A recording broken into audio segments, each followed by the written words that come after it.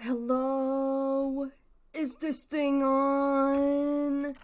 It's been a little while. It's been 84 years. Hey! Hello everyone. Welcome in. Welcome in. I'm sorry for my absence. It's been a long week or two since I last streamed. Excuse me, a lot of stuff happened. I got busy with school.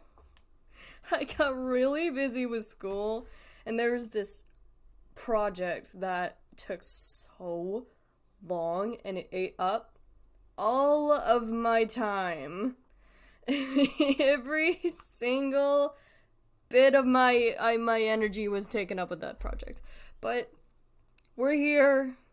I know it's not Petscop Part 2, which, funnily enough, that video, that VOD in particular, is, like, my most well-performed video on my entire channel. It's up there with the Eve stream I did. It's got 28 views now, so thank you. Is it midterm season or finals? I don't know. I don't have a midterm or a final. Finals aren't till, like, March. But it's just been rigorous. But thank you all for the support on that Petscop video. I promise that, probably either next stream or the stream after, I'm gonna finish up the analysis on Petscop, because even though I couldn't make head or tails of what was going on, you guys really like Petscop. I just find that really funny. Okay, so you know what I gotta do next? We're going to the book talking screen. I'm gonna make this quick because I'm gonna be honest with you, I have had a rough reading week for the past couple of weeks. My headphones, for some reason, my AirPods, my Raycon headbuds are dying on me. Why? I have to charge these bad boys now. There we go. So I had to get rid of my other books because they were due. So I'm gonna be honest with you. I think the last I updated you, I was reading Before We Visit the Goddess. I think. I don't remember. I read it. It was very good. I enjoyed it. I'm not gonna go in depth about all these books because we got a lot of stuff to do today. And also, like, my memory is failing me exponentially. So, shall we? Before We Visit the Goddess was a very nice book. I liked it a lot. It was a multi-generational story That started, I want to say, in the 1950s/60s in India. And then it went to second generation with the daughter then immigrating over to America. And then she has a daughter who is American, or American born, I should say. And it essentially chronologically, how do you say that? It detailed, because I can't say that word today, these women's lives in different orders, and gave like an insight into their thinking, their intergenerational trauma, and also a lot of their own personal struggles with different elements such as motherhood, immigration, because of certain political atmospheres, childhood abuse that then went on into adulthood, and so on and so forth. It was very beautiful. I cried during part of it because I just felt this sweltering of emotion during a certain part. And I was like, oh, ow. So that's getting a 5 out of 5 because I deeply enjoyed it. And I highly recommend it too. It's just my book. It's had this weird perfume scent to it. I don't know if the person who had previously read it, like, had spritzed it with perfume, or if the person just had a strong perfume that transferred to the book. I don't know. It just smelled funky. That's the one thing I'm remembering from it. The next book I read after that was The Life and Crimes of Hoodie Rosen. I read it in one sitting. 200-something pages, I read it in one sitting. I had a particularly interesting day that day, and I just went, fuck it, I'm reading an entire book in one sitting. And I did. It was very nice. It talked about this main character whose name is Hoodie, and his life as someone who is Orthodox Jewish. And I don't know much about people who are Orthodox Jewish, but it was a good, interesting little, like, peek into a person's life who is Orthodox Jewish, and all the things that they do. And essentially, his story was he meets a girl who is the daughter of the mayor, who isn't very fond of that particular community, and is making everybody's lives harder as a result. And because of his customs being Orthodox Jewish, he's not allowed to talk to people or interact with people, mostly women, I should say, who aren't Orthodox Jewish. And so that leads to a whole bunch of events that eventually lead into him getting outcasted by his entire community. And then eventually, there's also a through line of a bunch of anti-Semitism occurring in between, from like defacing Jewish graves to a literal shooting in a store that's run by Orthodox Jewish people. It was intense, but I enjoyed it. I gave it a 4 out of 5, I believe. I don't remember too much about it, which is really sad, but, like, I'm only giving it the 4 out of 5 because I read it in one day when I really should have read it in, like, 2 or 3 sittings to really, like, absorb it, you know? So that one is my fault. I take full blame for that one. Then the next book I read after that was Piranesi. I gave it a 5 out of 5. I can't talk too much about it because there's this weird culture in BookTube where you just don't talk about the book and its plot because you're spoiling it if you are. But I will say it was interesting. I liked elements of it. I thought I would hate it because so many people are either obsessed with this book or they hate it. I'm not obsessed with it, but I appreciate it for what it was. Because it really, like, bent my thinking a lot.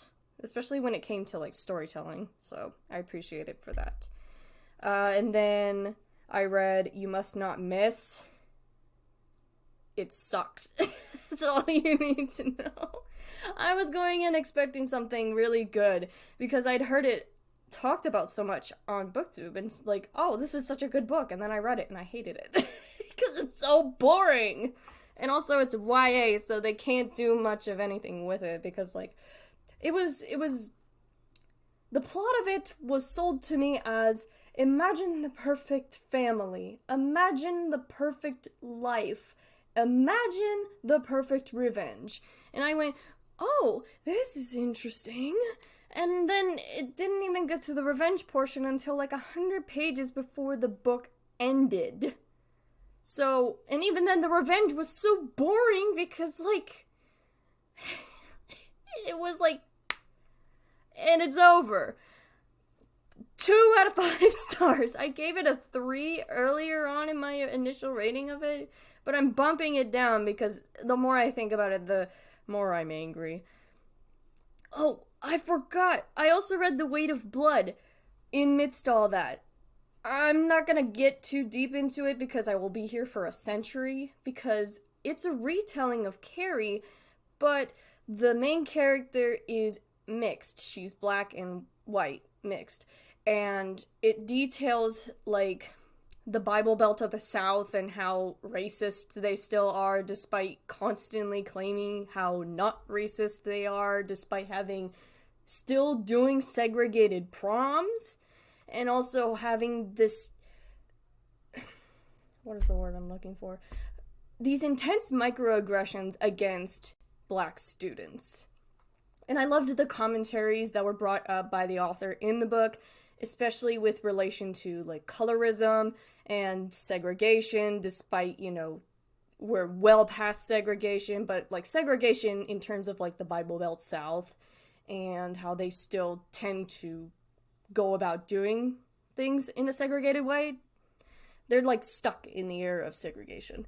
And also, like, white privilege, and how certain white kids will be able to get away with anything because of their own privileges. I deeply adored all those commentaries. It just felt very lackluster, especially because it's trying to retell Carrie, a very well-known Stephen King property, and it just didn't, it fumbled a lot of it. A lot of racists don't think they're racist. Yeah, you call them racist and they're like, oh, I'm not racist. It's like, well, yeah, you are. You're spouting a lot of racist rhetoric. I don't see why you're not. Like, but yeah, it was, I just feel like there could have been more. You know, for a 400-page book, 400-something page book, there could have been more, but also there could have been less. Because it was a very heavy book in terms of, like, there was so many details that just didn't need to be in there. It could have been trimmed down, but I did enjoy it. I think I gave it, like, a 3 out of 5. But yeah, like, definitely, it's good. Don't think that I hate it for any reason. I don't hate it. I don't think that it was, like, the worst thing imaginable just because I gave it a 3 out of 5. There is a lot to praise with it, especially with an author like Tiffany D. Jackson, who has written books in the past talking about racism toward black people. This was just another one of her books that also added on to this and included other conversations as well. So I highly encourage you to read it, as well as read all of her other works, because she is a phenomenal writer. Like, genuinely, I thought her prose was amazing. I just feel like this could have been workshopped just a little bit more. Right. Anyway, I DNF'd like 2 books from this because I didn't want to read them. They were so bad. And the last book I read before I had to give my books away was Wild Beauty, which is another one of the books from Anna Marie McLemore, one of my favorite authors, that I read. I adored it. I gave it a 5 out of 5. 5s across the board. It's a very good book, and I loved the way that book talked about bisexuality, and, like, you know, being fluid with your sexuality, but also talked about, like, who owns this land, and what is the word I'm looking for here? What it means to build a legacy atop of human bodies, in the quite literal sense, but also, you know, in a metaphorical way as well. It's just very poignant, and I very much enjoyed it. Currently reading I only have 10 books this month because I'm in a bad reading slump because of a certain hyperfixation that I have currently, and I won't delve into that because I don't think you guys want to hear it. But I have some books currently that I have checked out for Black History Month. Granted, it's not a lot because I wanted to get nonfiction books, but I only got 3.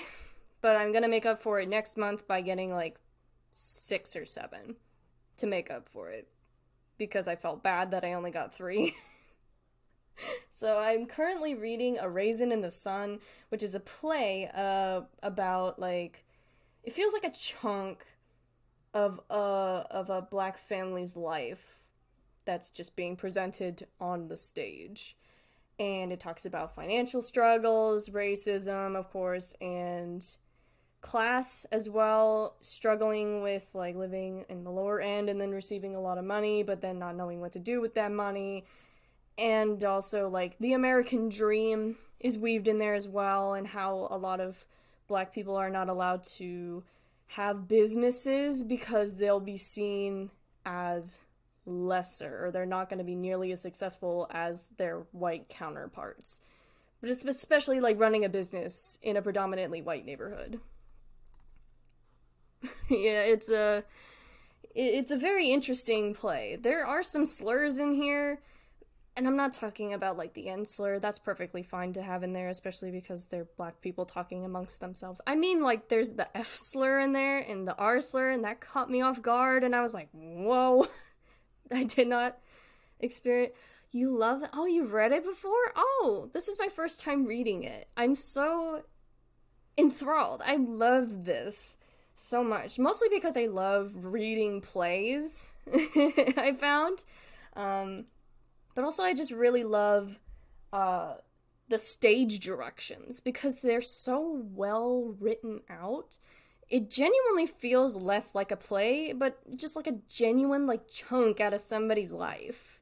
You're just viewing, like looking through a window at a like a stage of life going on. It's very interesting, and I love it a lot.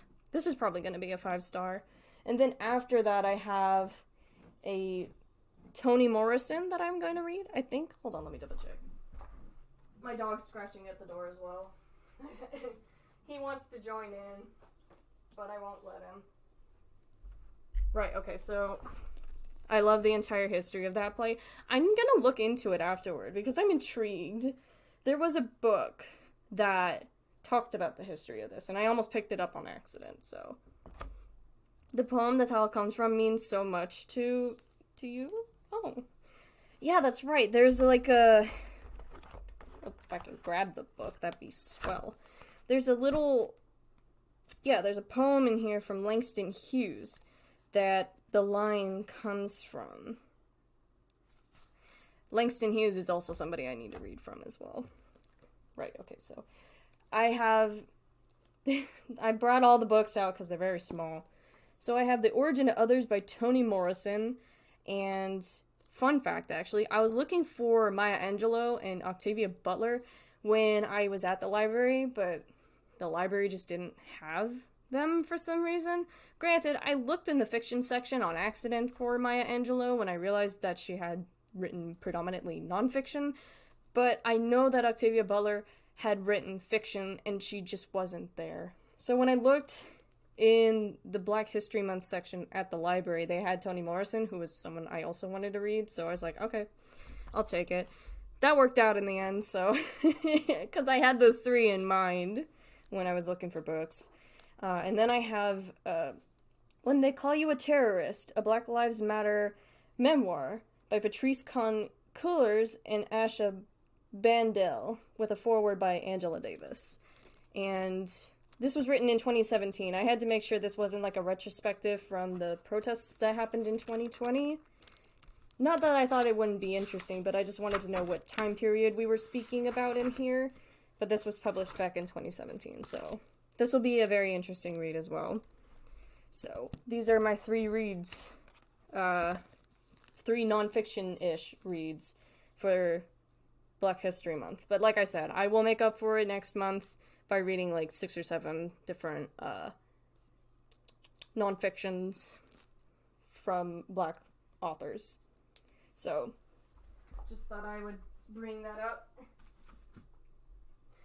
Because I always love educating myself about certain issues, especially ones that come about in the US, especially with, issues like racism toward Black people, and so on and so forth. So, yeah.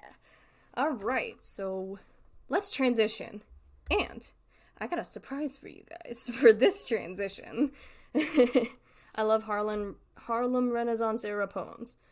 I gotta look into those, because I've heard so many good things about Harlem Renaissance era poems. Like, for a long time, I've heard such good things. Alright, let's transition. Boop! Hey, would you look at that? I got an upgrade, guys! That part of my culture makes me so proud. Hell yeah. Harlem Renaissance era poems, and Harlem in general, is a really cool place. Sorry, the timing is weird, I know. It's because there's a delay. But look! I got an upgrade! My little me got an upgrade! So, my previous little model was from Halloween, like, several months ago. So I thought it was time I would update. So, I gave myself pigtails!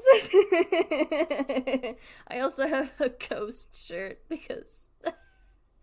yeah, I also have a ghost shirt because it's my current hyperfixation. The band is eating me alive, and those of you who are in the Discord understand, and I am so sorry.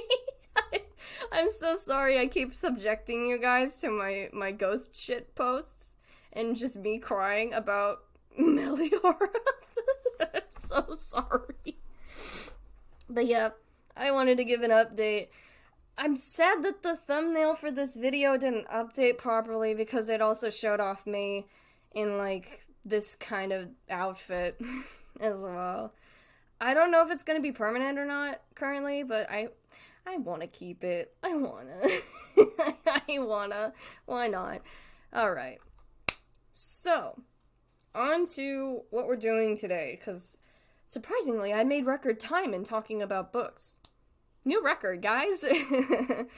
So, as you can tell from the title of the stream, we are going to be analyzing a website. It's not a video, it's a website called Liminal Land.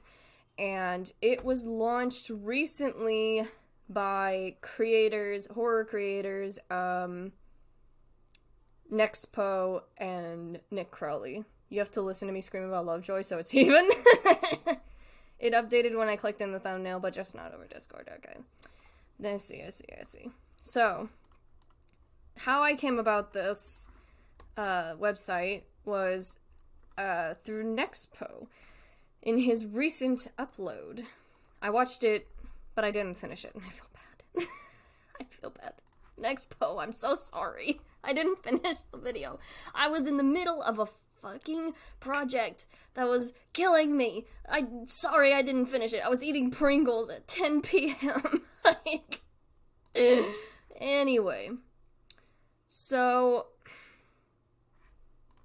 his recent video, Nexpo, I know, I've been subscribed to Nexpo since, I want to say, 2015, 2016, so I've seen the evolution of his videos over time, and him in general, and it's been so fun.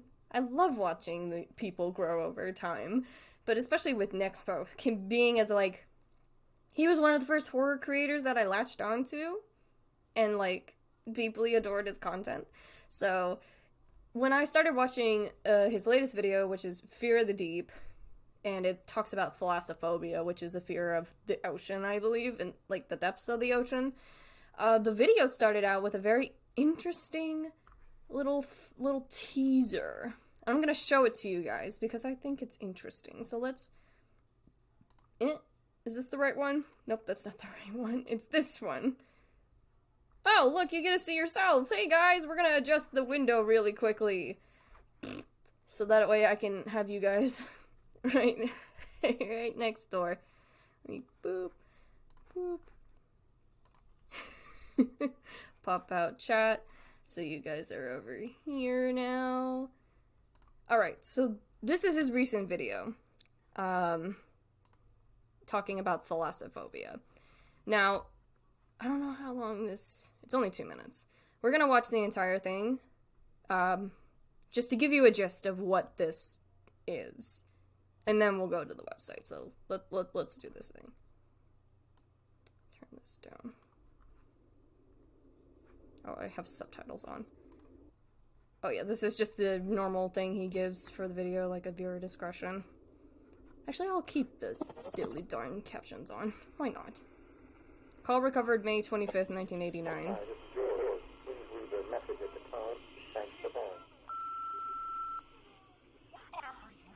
I've been trying to reach you for 5 days. 5 fucking days and nothing. Where are my kids, Frank? Where are my fucking kids? Where were you when it happened? Liminalland.net.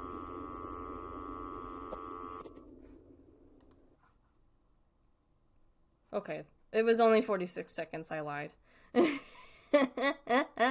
So that was the teaser that he put out for Liminal Land, which I was deeply confused about because, like, I've never seen that before at the start of a nexpo video, let alone any video. Missing persons posted, yeah. So this was also in one of Nick Crowley's latest videos as well, which was, it was the promo. It was just part of a promo, it wasn't actually a promo. But, so there's a link in his description for liminalland.net. And of course, next to it, it says, where were you when it happened? And it leads to this website, liminalland.net. Yeah, it was a missing persons poster. So this is the website. There's a phone number up there, by the way, in the little bar that keeps shifting. I think it's a real number, by the by. It's a real number, a 505 number, because, fun fact for you all, if a number has 555 at the beginning of it and has 4 numbers following it, that's a fake number. 555 isn't a real area code, so typically TV shows and movies and what have you use it as a means to make up a number for it without people actually going and calling in the number. Because they don't want a lot of crank callers coming in, you know? They don't want a lot of people calling in this number and then flooding their voicemails. Unless you're Lasagna Cat, in which you make your own separate number for that. But I digress. I'm not gonna call it, because I get nervous calling in general.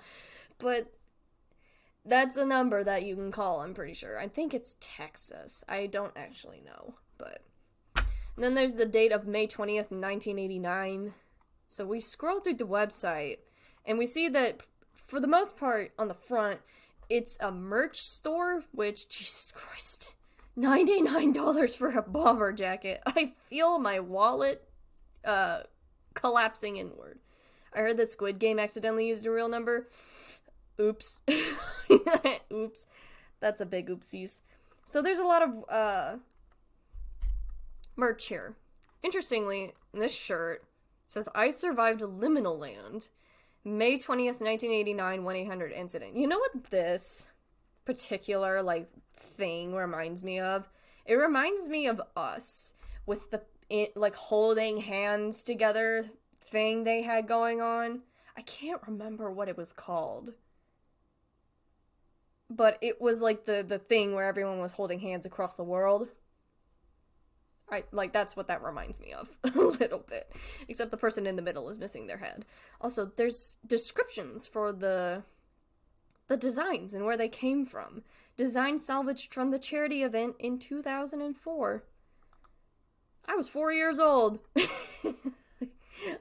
Actually, I want to go through these and see if they have any similar, Oh, they do. They all have different descriptions. Hands across America. Thank you. Thank you. I forgot what it was called. Hands Across America. The first article of clothing donated to the archival committee by the family of Margaret Jacobson I'm gonna... My stutter is really bad today, so I am so sorry if I stumble over names. I promise you, it is not my intention. I just have a bad stutter.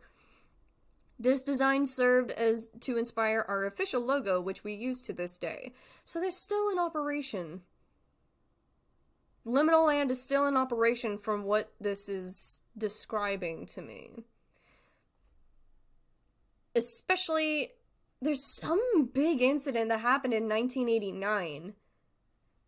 But they're still in operation. That's interesting. So let's keep looking. The charity event. In retrospect, this may not have been very tasteful to those missing from Liminal Land. So a bunch of people went missing. I got lost.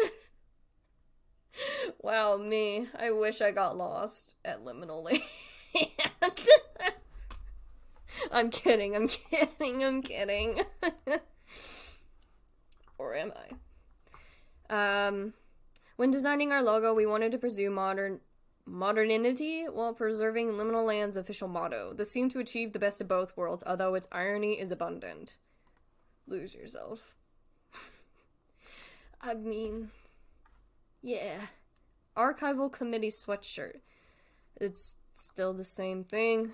This is the one that I keep seeing. Where were you when it happened? And very tiny in the computer screen it says Liminal Land Incident.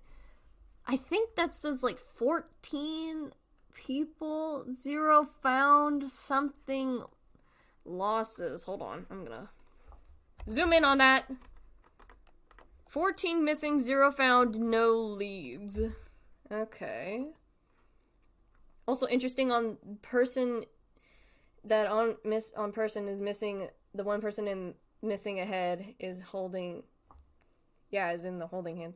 Yeah, that's interesting that they use the person with the missing head in most of their designs, so that implies that somebody was beheaded at Liminal Land. Wait a minute. Imagine getting beheaded at an amusement park. Wait, I'm pretty sure that's actually happened. I could have sworn I heard something about, like, somebody losing their head at an amusement park. Then again, I could have been making it up. Don't take me at my word. The only time the media ever covered the Liminal Land incident, a big step to raise awareness, yet it wasn't ever enough. So the media didn't even really cover it all that much, from what I'm gathering here.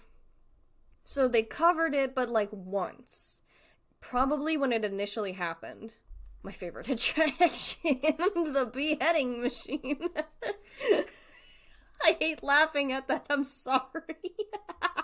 That's so awful. I'm so terrible, I'm so sorry. Where were you when it happened? I don't know, not born? Listen, I was born in the year 2000. By all means, I'm not the one to ask where were you when it happened. So, this one has a design on the back that says, we all need to get away sometimes. Lose yourself. Fun. This looks so much like actual amusement park merch. It's stunning, actually. Official design uncovered from the remains of Liminal Land following its closure in 1989. Wait, hold on. Wait a second. Wait, hold on. I was right then. That it closed in 89.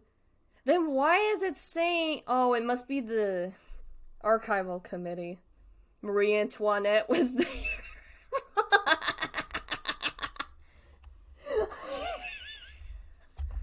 This is where they beheaded Marie Antoinette. It's like some alternate history stuff, kind of like the Monument Mythos. Marie Antoinette didn't get beheaded in the guillotine. She got beheaded in Liminal Land.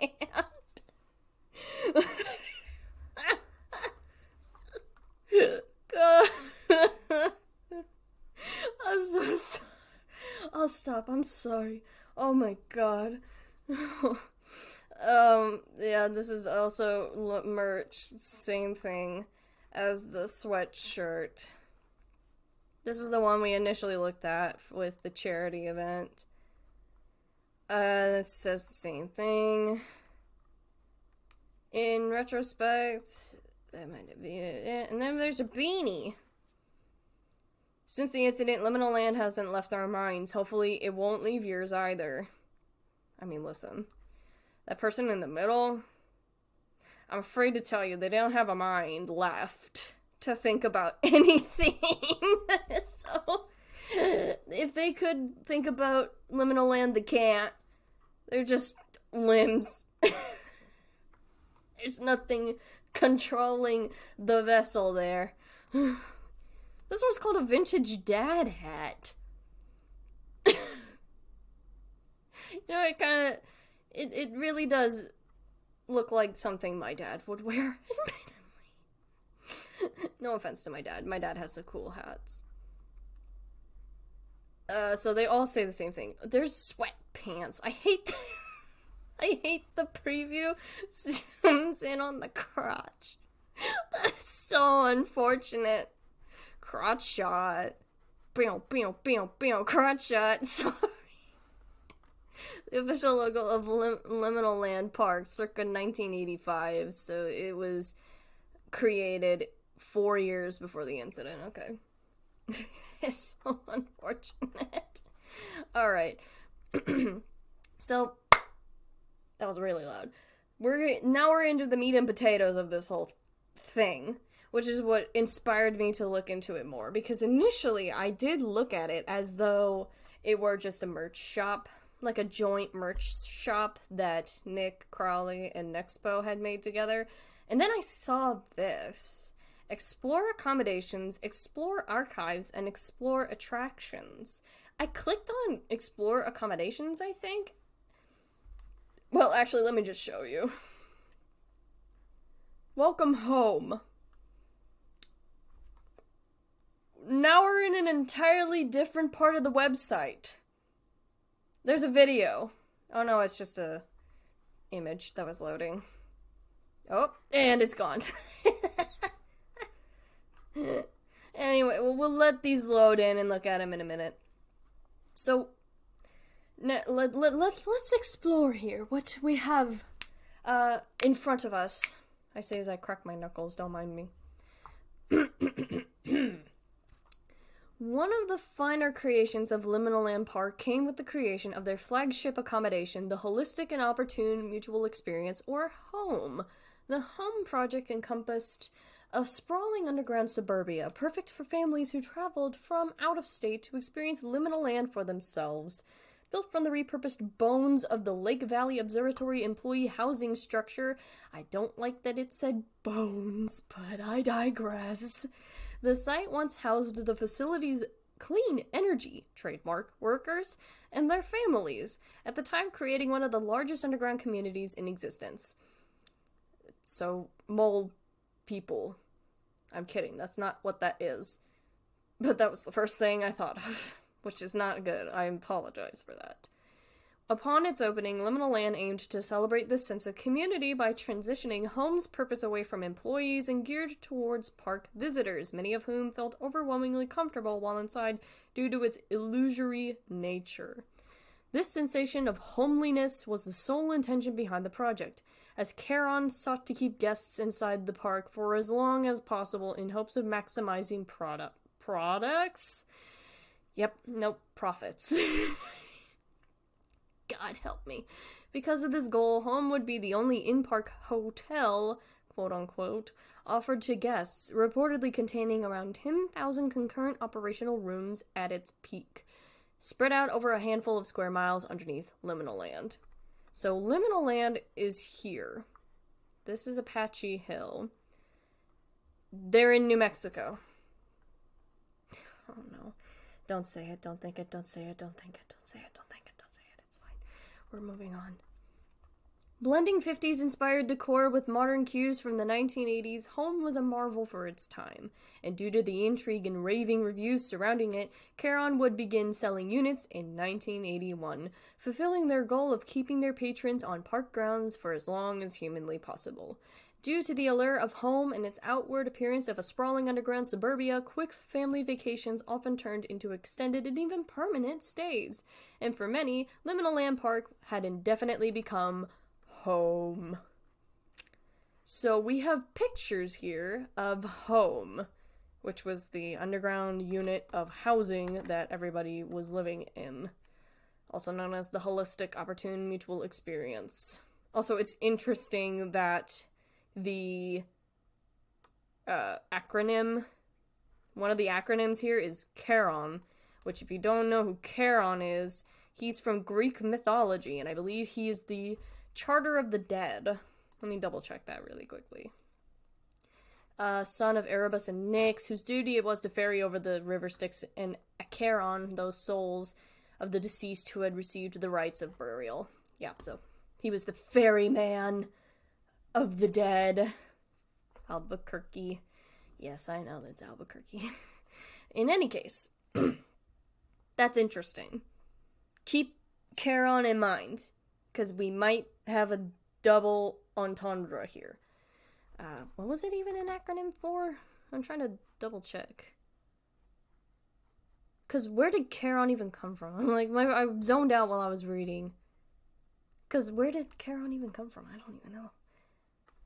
Anyway, we're gonna look at this, these pictures here. I don't like the stark greens. They're killing my eyesight. Also, I love this. There's two people in the doorway there that you can scout out. Also, I have a sinking feeling that these images were made using AI. Just a little inkling, just a smidge. Not too happy if that is the case. I hope not, but I have a small feeling, that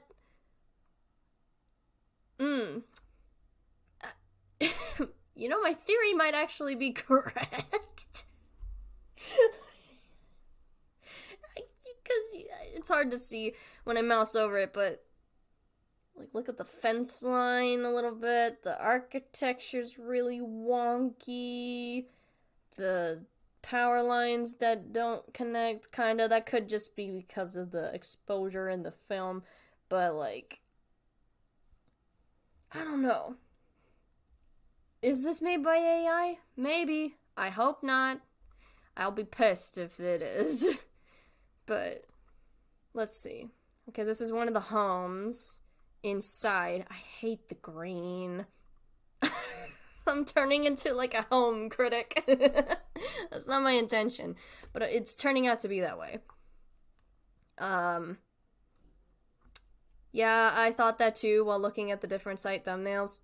Yeah. I can't even tell what that poster is.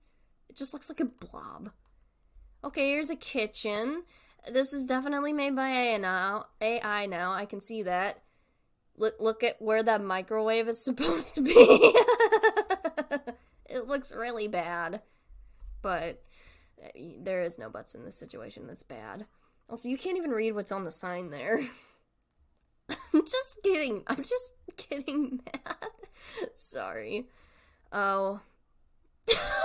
What is this supposed to be? Are these two? Are there 4 sinks? No, there's 2 sinks, and there's 2 trash cans. Is this a public shower? I can't tell what this is, but I'm getting sick of this green. Okay, this is a pretty normal looking bedroom, except the drawers look like they're sinking.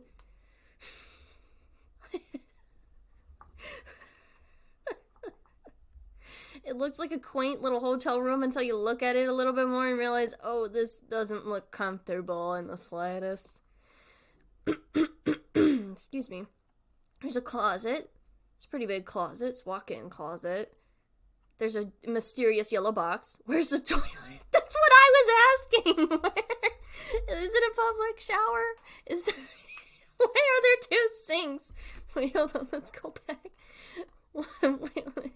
Why are there 2 sinks and 2 trash cans and 1 mirror? Where are the toilets? Where are they? Answer to me. Where are the toilets? It would have been better if they just heavily digitally edited photos or used practical effects. Yeah.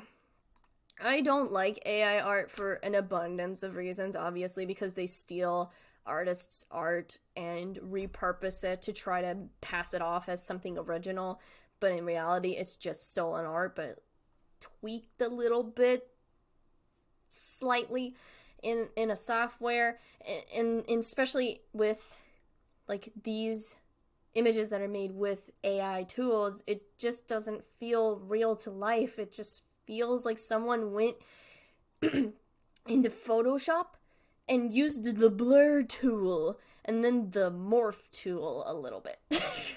It just doesn't look good. It doesn't feel real. Where's the effort? Stop using AI programs. I beg of you. That's my PSA for the day. Thank you for coming to my TED Talk. Let's move on. So this is a washroom. Why is there 2 refrigerators? I'm going to assume those are refrigerators. Unless that's another set of washers. I thought this would be scary. I'm just laughing at this horrible AI art. Art in quotation marks. I'm so sorry. Oh, look, we found the toilet, guys. Except there's like 4 doors right by it. Why is there so many doors? Why is there so many doors? You guys see that? Why are there so many doors? Oh my god, I'm losing it. It feels like Ultra HD Psychonauts. It kinda does. I love the Chad horror artists that draw original art that looks like AI art. It truly captures the horror of modern reality. Genuinely, yeah. I love horror artists in general because they're so fucking talented. Like, you know Trevor Henderson or Hendrickson? The guy who made Siren Head. His art is so gorgeous. Doesn't even need to use AI at all. He's just that fucking talented. I wish I had that level of talent. This, however, just feels cheap. I'm sorry, Nexpo and Nick Crowley, but this shit is so cheap. Like, I'm laughing at it more so than I am unnerved. They're trying to capture liminal spaces, which is the whole, I guess, branding for liminal land here, or like the branding in general for liminal land, but like, this doesn't feel like a liminal space. I'm going to be honest with you. This doesn't capture the essence of what a liminal space is, which is just space that was once occupied, but now isn't. So it has that uncanny valley effect of like, there should be people here, but there aren't. This just feels like a facsimile of a liminal space, which it is in a sense, but you know what I mean. This isn't natural. If you're gonna freak me out with an open space, show me a real open space that was once preoccupied.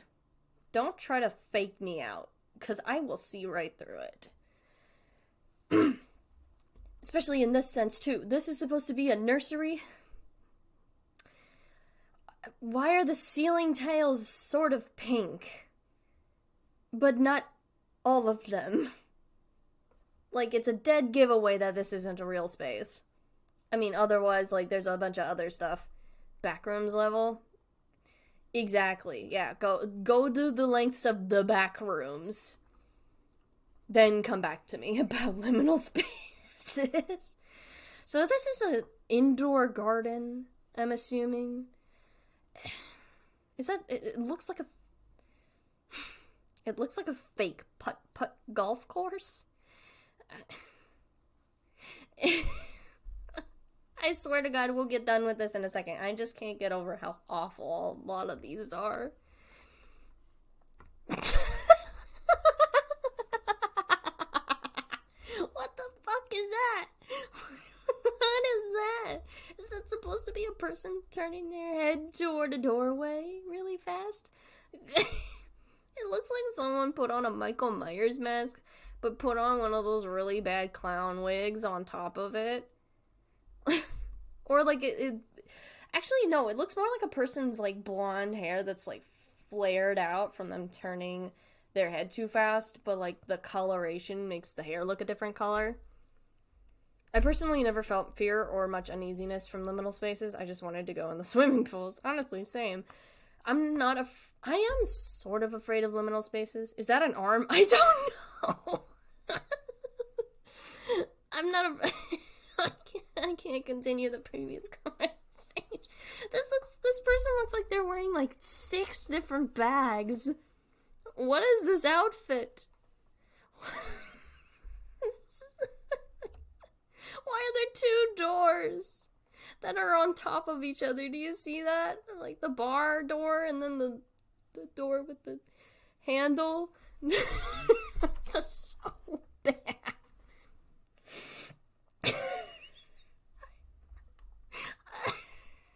This is so...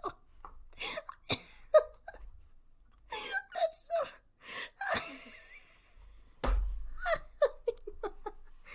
I hate it. I'm crying. It's so stupid. Moving on. Oh my god. The singing androids are scarier and more uncanny. True. You know, like, I Feel Fantastic is gonna be 10 times scarier than whatever this is. Honestly. Also, this is probably, like, a hallway of where, like, apartments are, but, like... Daisy Bell genuinely scared me the first time I heard it. Yeah, I've heard Daisy Bell before. Well, my first time fully listening to it was during the Needle Mouse stream. But it is pretty off-putting. So. Okay, this is a kid's bedroom, I think. Why are there curtains? Is this a partition? What is that? Why are there curtains? What is that poster on the wall? See, this is what I hate. Make something that's discernible, and that'll freak me out. This is just mush. This feels like mashed potatoes. It's just a lump of nothing. And that makes me kind of sad. Can I click on these? No, I can't. Okay, I assume this is also a closet. What is this on the wall? Is that a curtain? Is that a towel? What is it?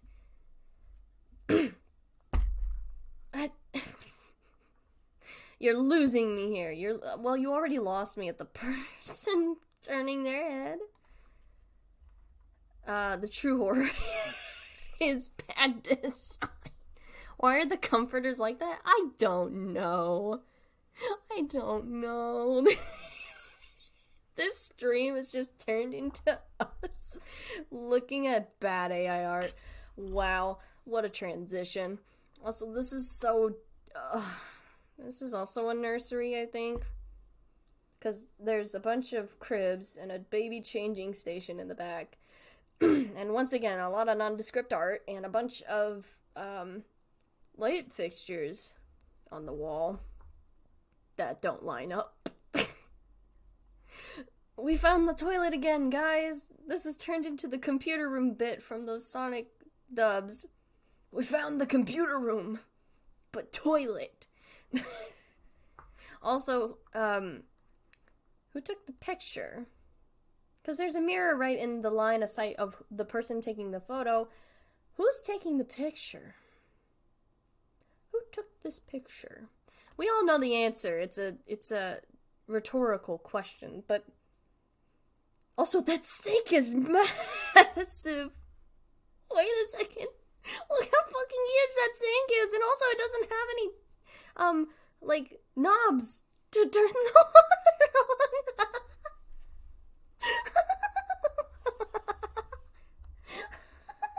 Oh my god.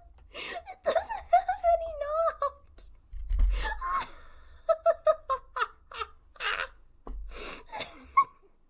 I'm losing my fucking mind.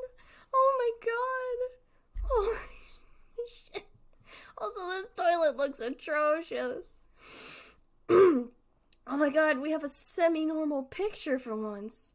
Semi-normal, I say, as there's a wonky door in the corner there with motion sensor reel.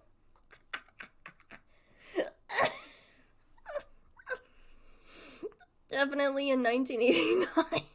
Were motion sensors? Wait. When were motion sensors for sinks invented? The floor looks like it got sunk in, which is the scariest part of the photo. Oh, automatic faucets were developed in the 1950s, but were not produced for commercial use until the late 1980s. Okay, so that... It's fine. Motion sensor sinks actually are around in this time period then. The facts are correct. We're fine. That could actually be a motion sensor sink. Oh, fuck, I'm dying. I'm dying. Also, these... I'm gonna make a reference nobody knows, but I'm making it for myself. Those jackets on the... that are hanging, floating. Or is it one? I can't tell. It looks like the hoodie that Colpia wears in the ghost videos on their YouTube channel. The shirt is bothering me. It's bothering me too. It looks like a priest's, like, it looks like a cardinal? Nope, that's not right. A cardigan. It looks like a cardigan, but it also looks like a priest's shirt. You know, like the shirt that priests wear with the collar and everything. It's a mess. This everything about this is a mess. Honestly. Is the wall made of curtain?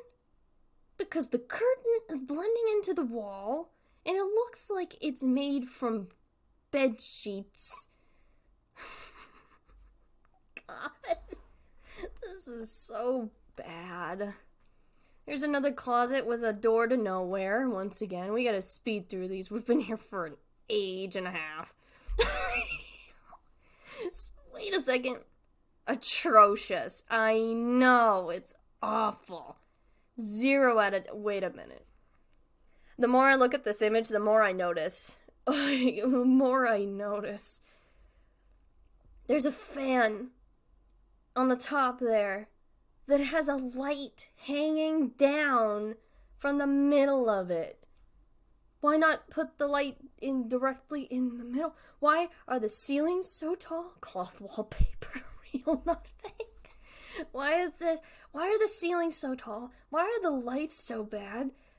I still can't make out any of those pictures on the walls. Why does that door have 2 doorknobs? Why are the sheets defying gravity?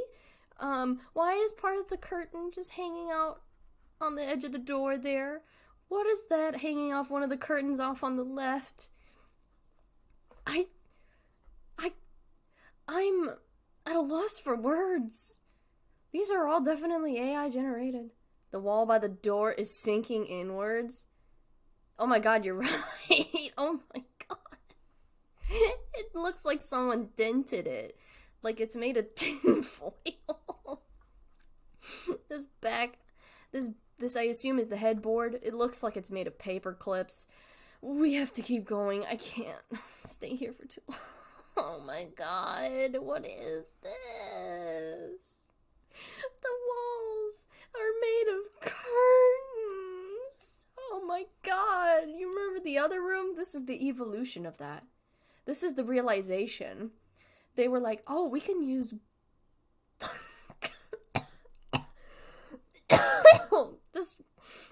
These images are killing me. Oh my god.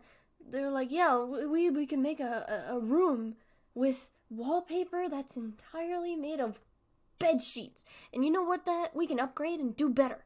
We're gonna use curtains for the material of this wall. The floor, I know. Floor looks like oversized carpet. Like, it looks like my carpet in my room, but if you put it through a magnifying glass and sprinkled some, like, blood spatter on it. Also, the back wall looks like an abandoned car lot. What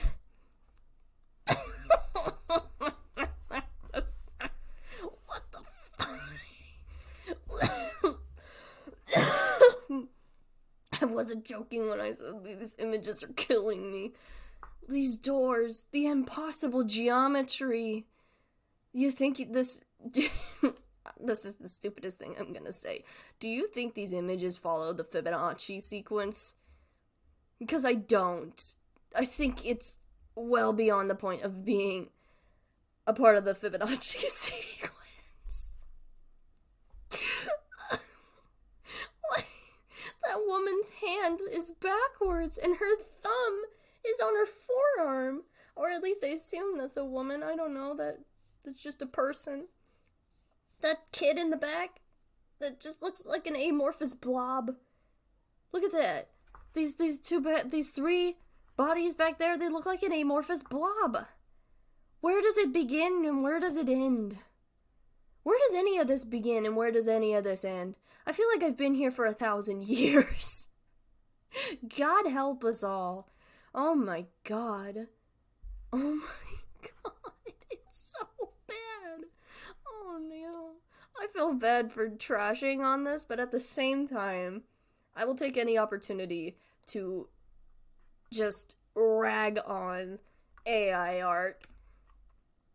Oh my God, how many pictures of bathrooms are there? This is just the toilet room. There's no sink. It's just a toilet. Is this this wouldn't be a powder room because there would be a sink in here. It's just a toilet with a very conspicuous hole behind it. Is that for the people to like peek through and look at you while you're pooping? Like, hey, how you doing in there? You doing okay? Yeah? You need any spare toilet paper? I got some if you need any. Oh, okay, I'll leave you alone for now. Just reach through the hole if you need anything. Alright, I got you. Like, I feel disgusted using the bathroom in there. I would too, because I don't know how the fuck to get out of here. Where's the exit? There's no doorknob. This is the bathroom of eternal losing. You're just stuck there forever. Oh my God, this is an atrocious color for a kitchen. Why are there 2 ovens? That cabinet is partially see-through. That doesn't even look like a fridge. Oh my God. Oh, I just pressed enter and I moved on. Oops. We've upgraded from curtains to pipes for material that they're using now. God help me. Oh my God. This just looks ugly. Wretched cabinet color. Rich mole people. True. Absolutely. 100%.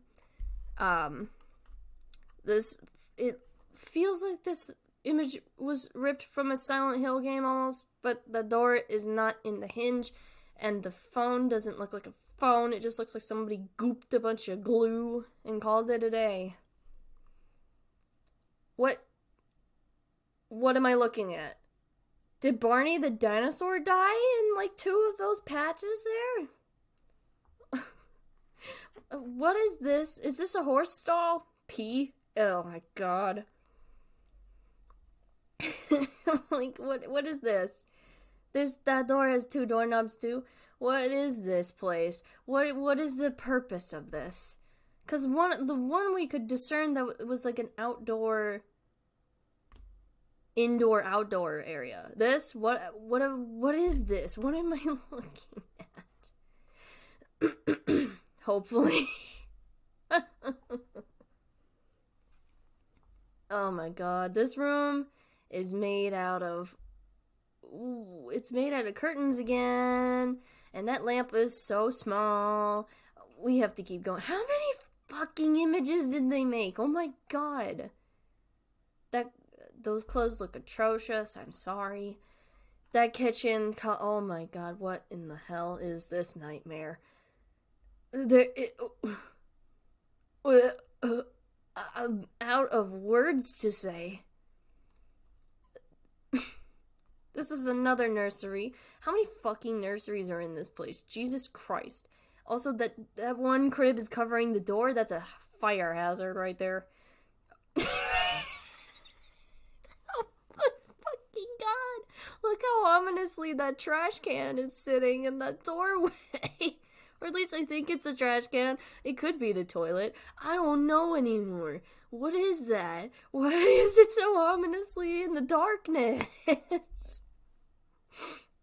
Orange interior. I'm gonna throw up. I know, it's nasty. It's so bad.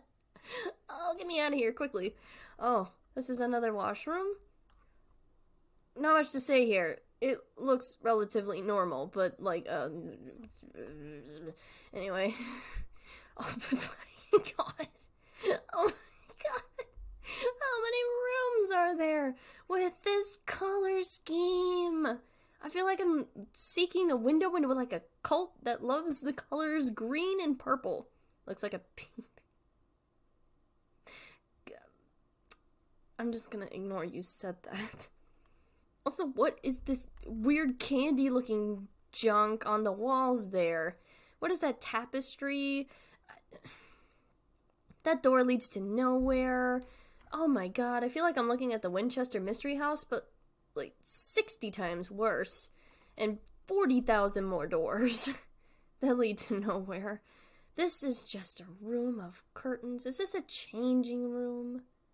I don't even know anymore. It's just cords hanging from the ceiling. I'm losing my mind. What is that tiny door? I'm terrified. That looks like a door to my death. Is that a mattress or is that a table? Where are the pillows if it's a mattress? Why does it look so weird? Is that a doorway or is that a mirror? I'm losing my mind. We're almost to the end, thank God. Now, why are there 4 doors? I'm getting a ping. The most terrifying part of the experience. Thank you, Star. Thank you.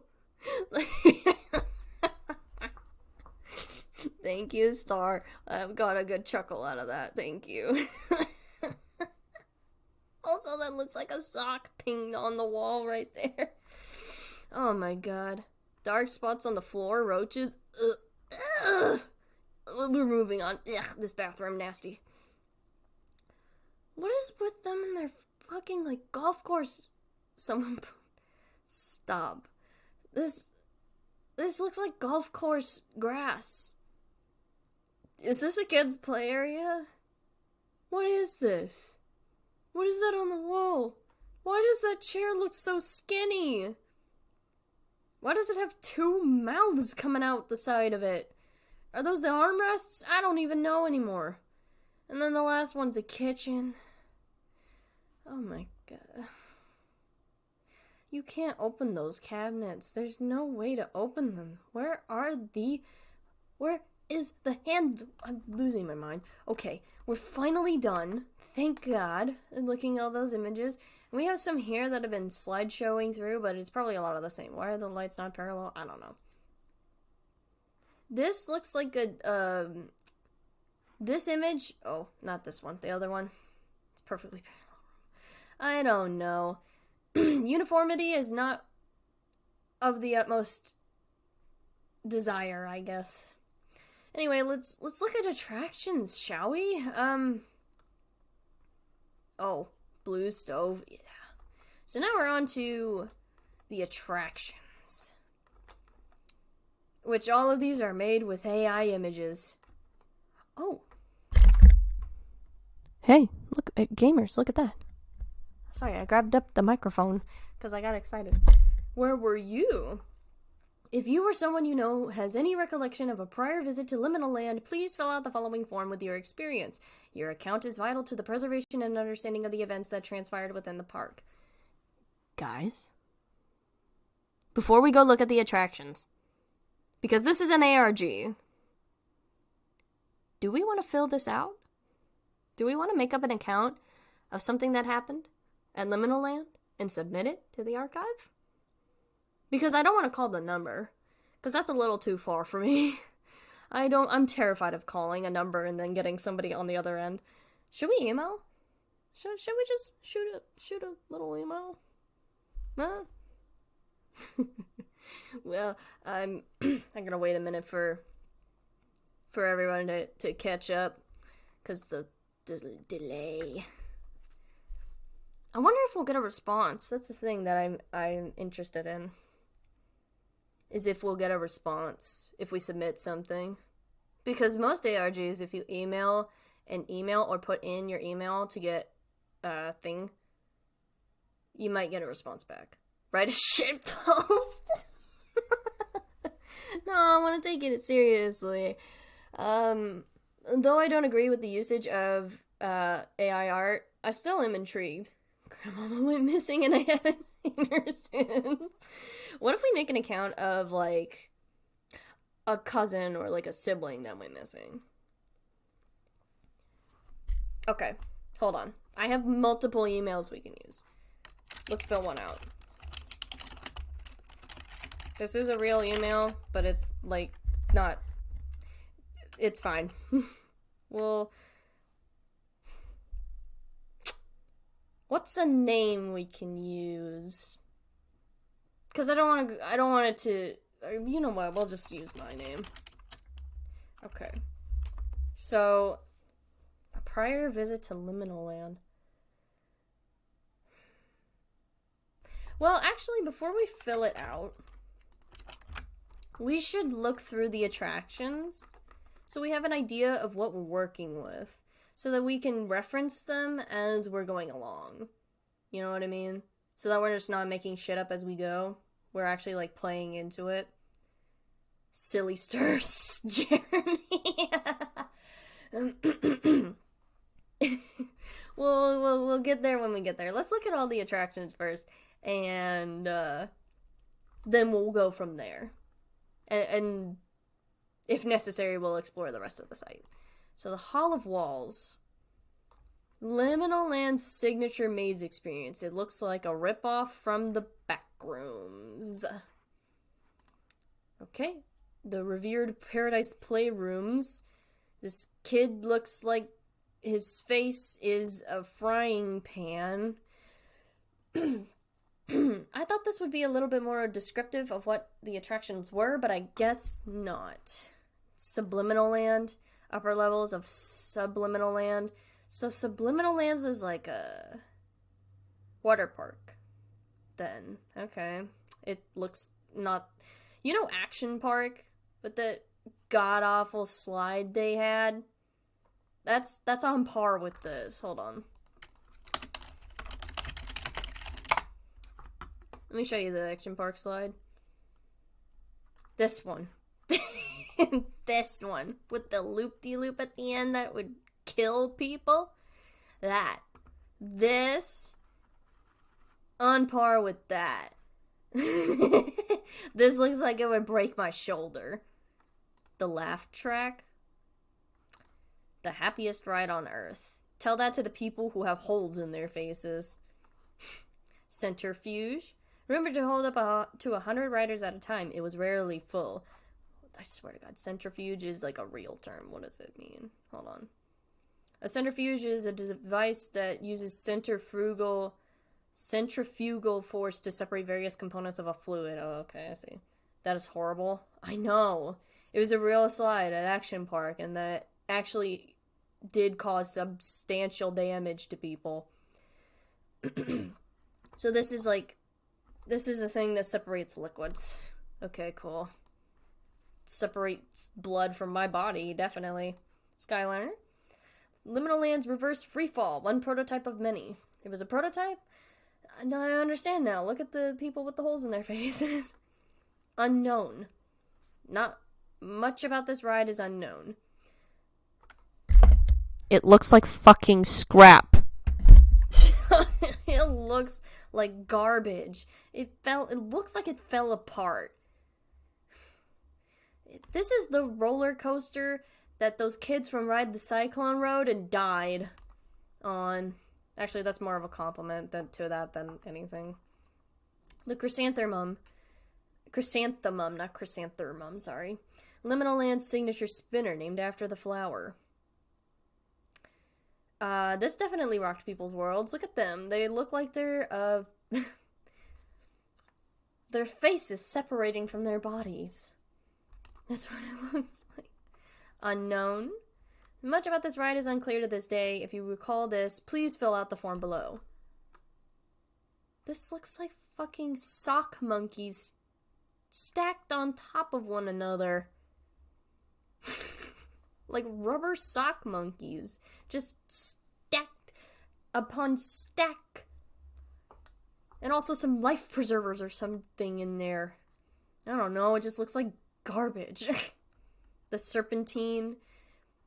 Trying way too hard to be that one ride at Busch Gardens that got taken down. What was it called again? God damn it, I can't remember. Fucking Defunct Land made a video on it. Can't remember what it's called. You know, let me go look at Defunct Land really quickly.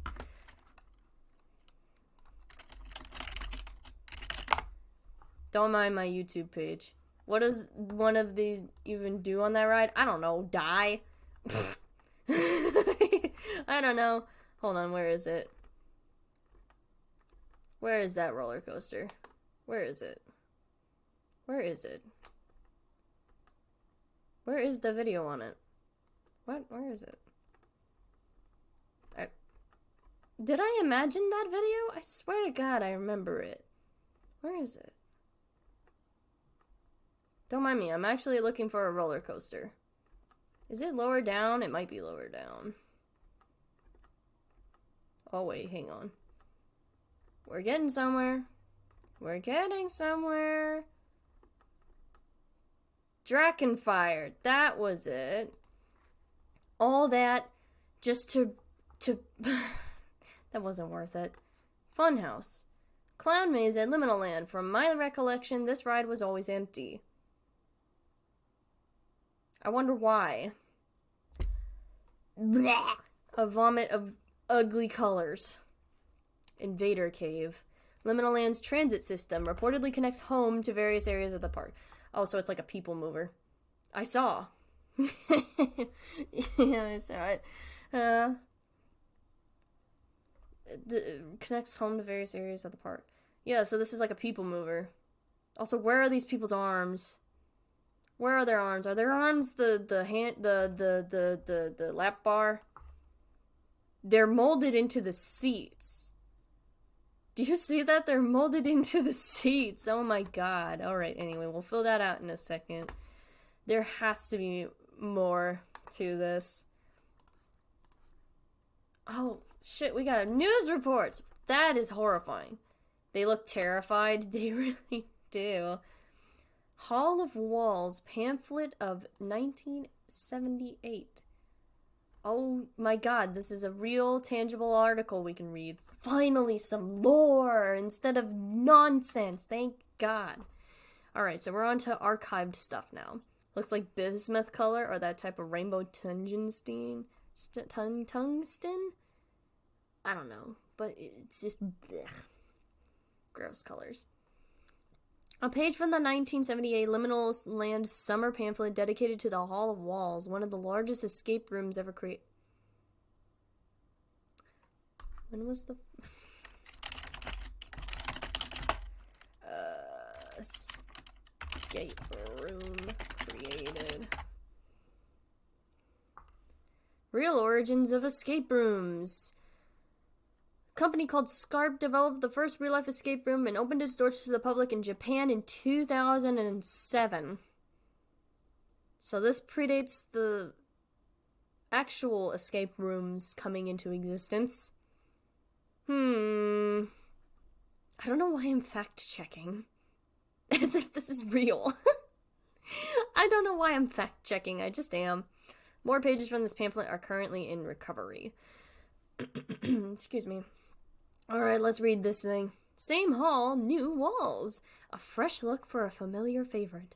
The staple of Liminal Land is back for the summer season with a brand new look. The freshly painted gray walls blend together more than ever in what the Lake Valley Times calls, quote, the most immersive escape room man has ever built, end quote, featuring its signature 800,000 square foot mega structure. 800,000 square foot!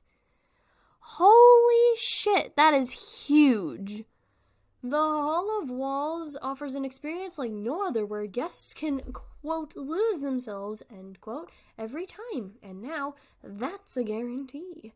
Built into the outer walls of the structure now stand 7 unique exits, each of which demanding a different path to find. Of these exits, only one will be opened each day, while the rest are sealed off by gray walls no different than the countless others within the structure.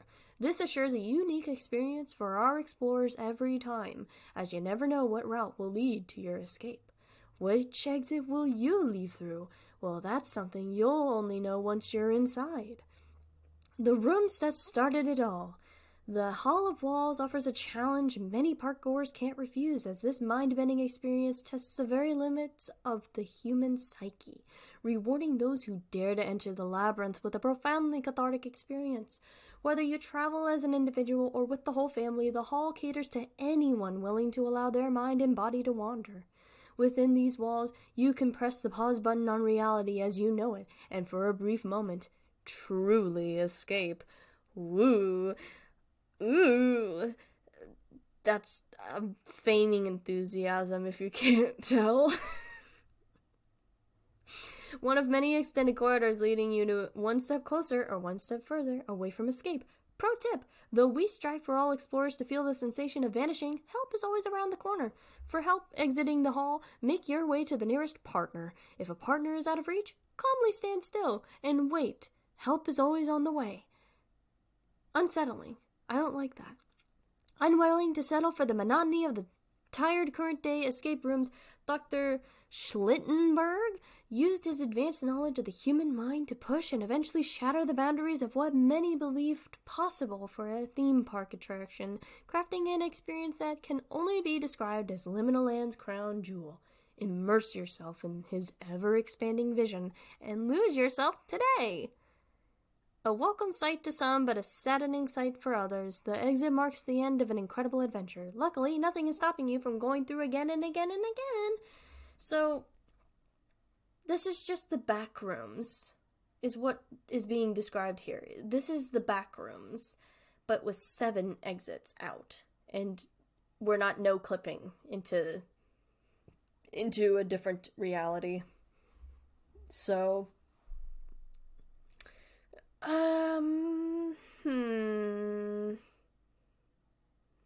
The pamphlets are very persuasive, I can say that much. But would I actually go to this attraction? No. I'm not that intrigued to want to go through the Hall of Walls. Then again, I am terrified of Houses of Mirrors enough as it is. I hate Houses of Mirrors. I hate them so much. Ugh. Lake Valley's annual police report from 1987, so 2 years before the incident. Sorry, I keep clearing my throat. I've just got a bad throat today. If it would let me look at the report, that would be great. There we go. How many pages? Only 1. Short segment taken from Lake Valley's annual police report in 1987. The remainder of the booklet is missing, though this particular entry was saved by a loved one of the affected family. If you have any information, if you have information on the whereabouts of this booklet or any others made during Liminal Land's run, please contact the archival team. Okay. Lake Valley Police Annual Report 1987 from James Courtwright, the sheriff, and Roger O'Neill, the mayor. The mayor. I wish I could say that word normally. 23. Lost to fire. The remains of the Jacobson home following the June 15th house fire. Despite quick response time from our emergency responders, nothing could be done to salvage the home set ablaze by the June 15th fire. When arriving on scene, two adults engaged our team, to alert them of the presence of 2 children stuck in their bedroom. The 2 were locked in for bedtime locked in? Who locks their children into their rooms at night?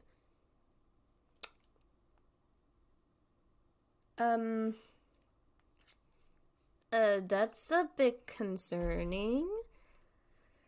Before the oven caught fire due to a forgotten cake left by the mother. The blaze, however, was too severe for the fire squad to enter. Despite best efforts, both children would perish in the flames. Fast action was made to stop the spread of the blaze, and thankfully nearby homes were spared of any serious damage. Locked? Yeah, really. Who locks their children in for bedtime? That's terrifying. Once again, I'm thinking of, what was it, Lock the Doors? That one where the kids were, like, locked into their rooms and not allowed to leave. Fast action, or cleanup was completed the following day, and one house was repainted due to the damage from the smoke. No charges were filed. So the Jacobson home, that's a familiar name because of the one piece of merch. What the fuck? Hold on. Hold on a second. Where's the video? There. I need to get the website proper.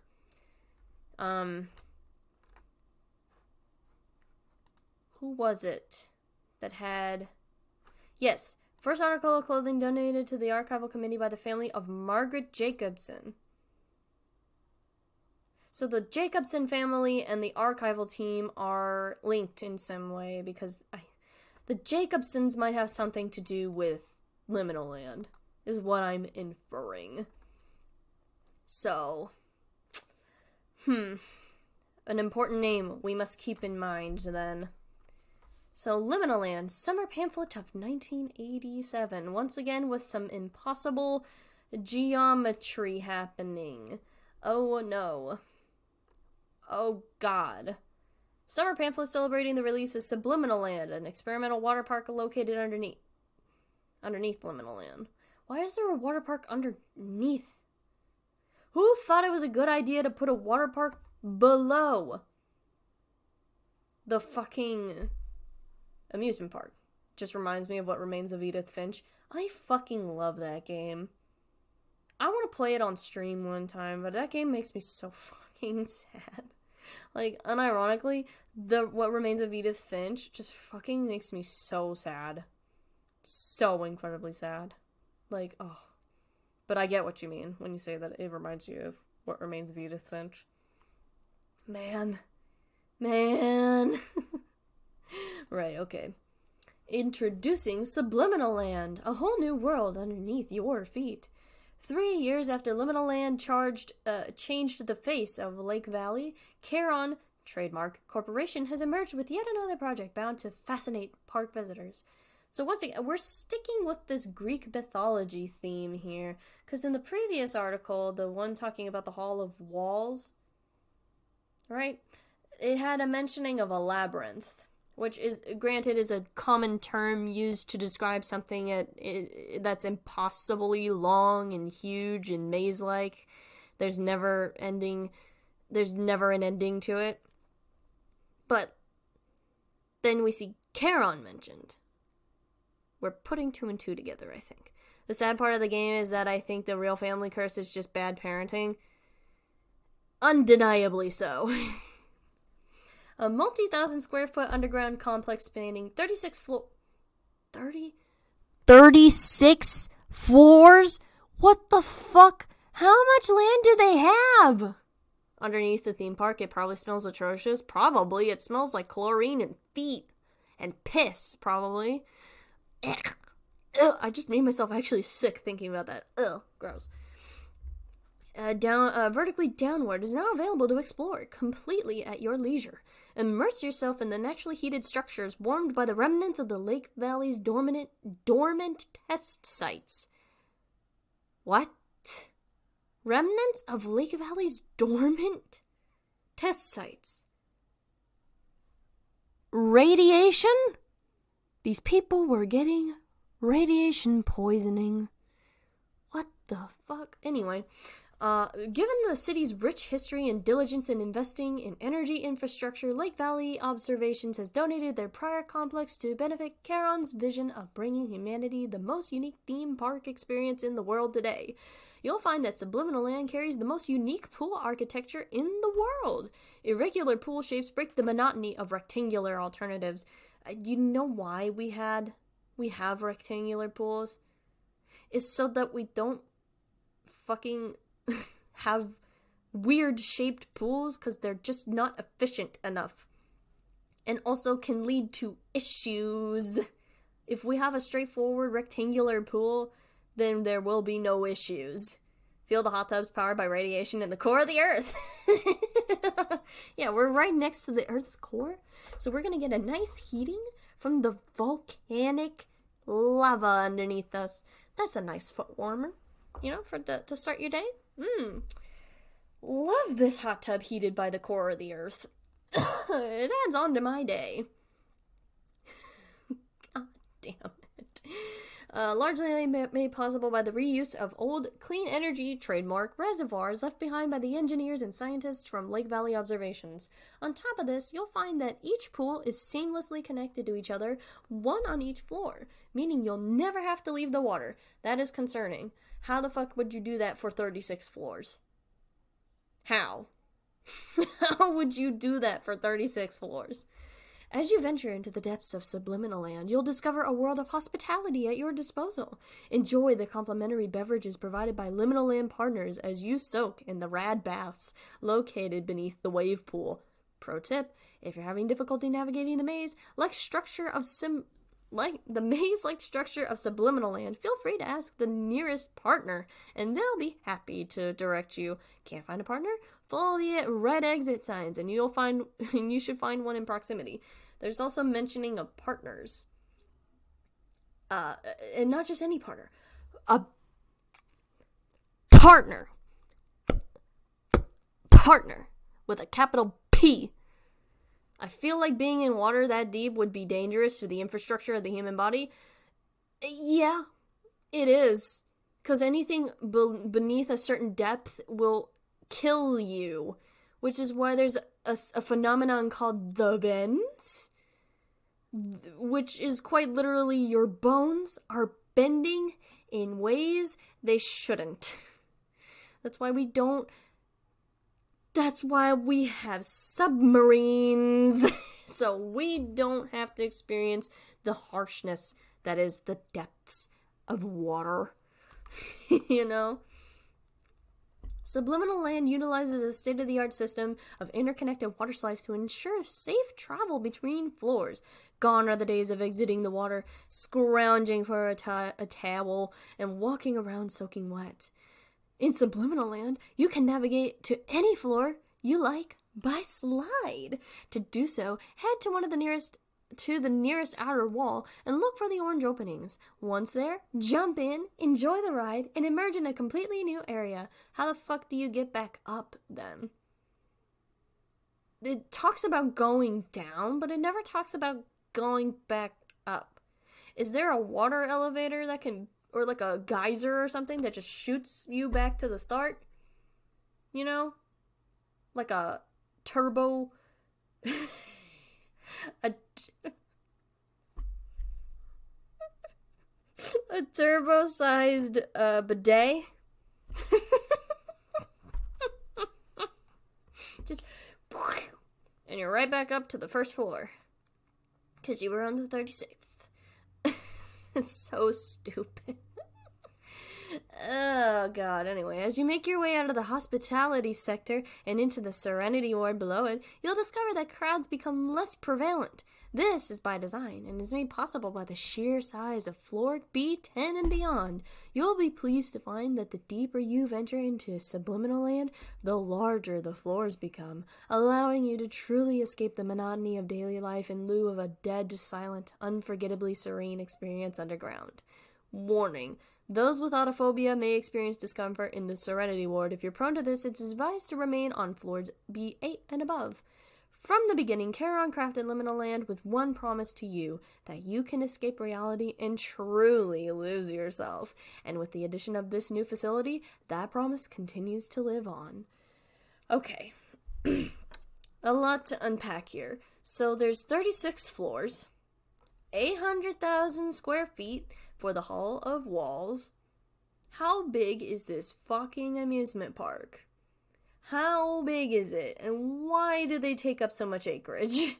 Like, I can't even fathom how big an 800,000 square foot building is. This has 36 fucking floors. This is as big as, like, part of the Empire State Building, which I think is over 40-something floors. There's an ambulance going by. How fitting. But this is...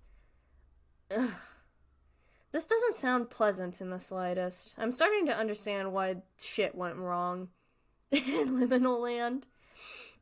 Parkgoers will love the numerous amenities located on floor B4. You can probably hear it now. The ambulance going by. Maybe part of it is in a pocket dimension. I don't know. Maybe. I don't know. Water slides empty into naturally heated reservoirs, making for a comfortable family experience. Towards the very back of floor B14, the neon pool rooms await. Immerse yourself in an unforgettable experience that you can't find anywhere else. Bonus tip, given its depth, the neon pool rooms are typically empty. Chances are you will have to find it. You'll have it all to yourself. Rad. Radical, dude! I get the neon pool rooms to myself. Let's go! I can swim in the depths all by myself and I don't have to wait around in little kid pee. Let's go. That just doesn't sound pleasant. I'm so sorry. It doesn't. Pre-liminal land photos of Lake Valley. Why is this F fucked up? Colorized. One of the last surviving images from Lake Valley observations. The site of what would one day become liminal land. Within the building shown, clean energy, quote-unquote, was produced and used in various regions across the country. Directly beneath these facilities sat their enormous underground housing development, which would later be repurposed into home. So it was like a factory? Or no, it's like a carbon emissions thing. And it was producing clean energy. In quotation marks. What do you want to bet? That it wasn't clean energy, and they were just throwing a bunch of smog right up into the atmosphere. I have a feeling... Oh my god. Once again, we get another example of atrocious AI art, because what the fuck is that? What happened to the rest of those houses? Why do they look like they got smashed to bits? It looks like a meteor just fucking plunged itself into those houses. Just fucking good lord. These images show the early days of Lake Valley, years before they would begin their clean energy initiative. The town was small, remote, and rarely visited, which made it the perfect place to build their power plant. Oh, I see. It's one of these situations where the government is like, we're gonna start a clean energy initiative, and then fucking decimates a small town to put in a power plant. I see. I think they were doing the town a favor, though, because those buildings are so fucked up. They're uninhabitable. Oh, these people are, smushed. They look like thumbs. You know what they look like? They look like those thumb people from Spy Kids, but like 60 times worse.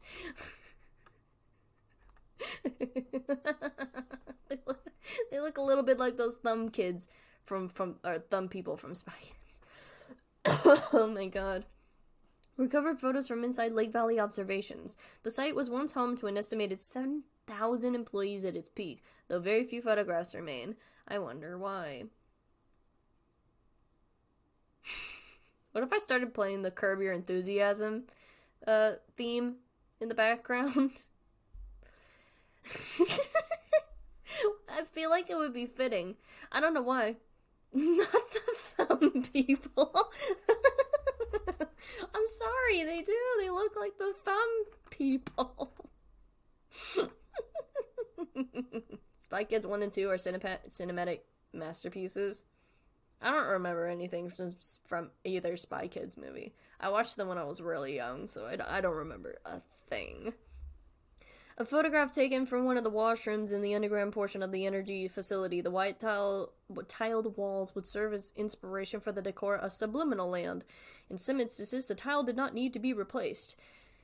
Where, and once again I am pleading with you, where is the toilet? Where is it?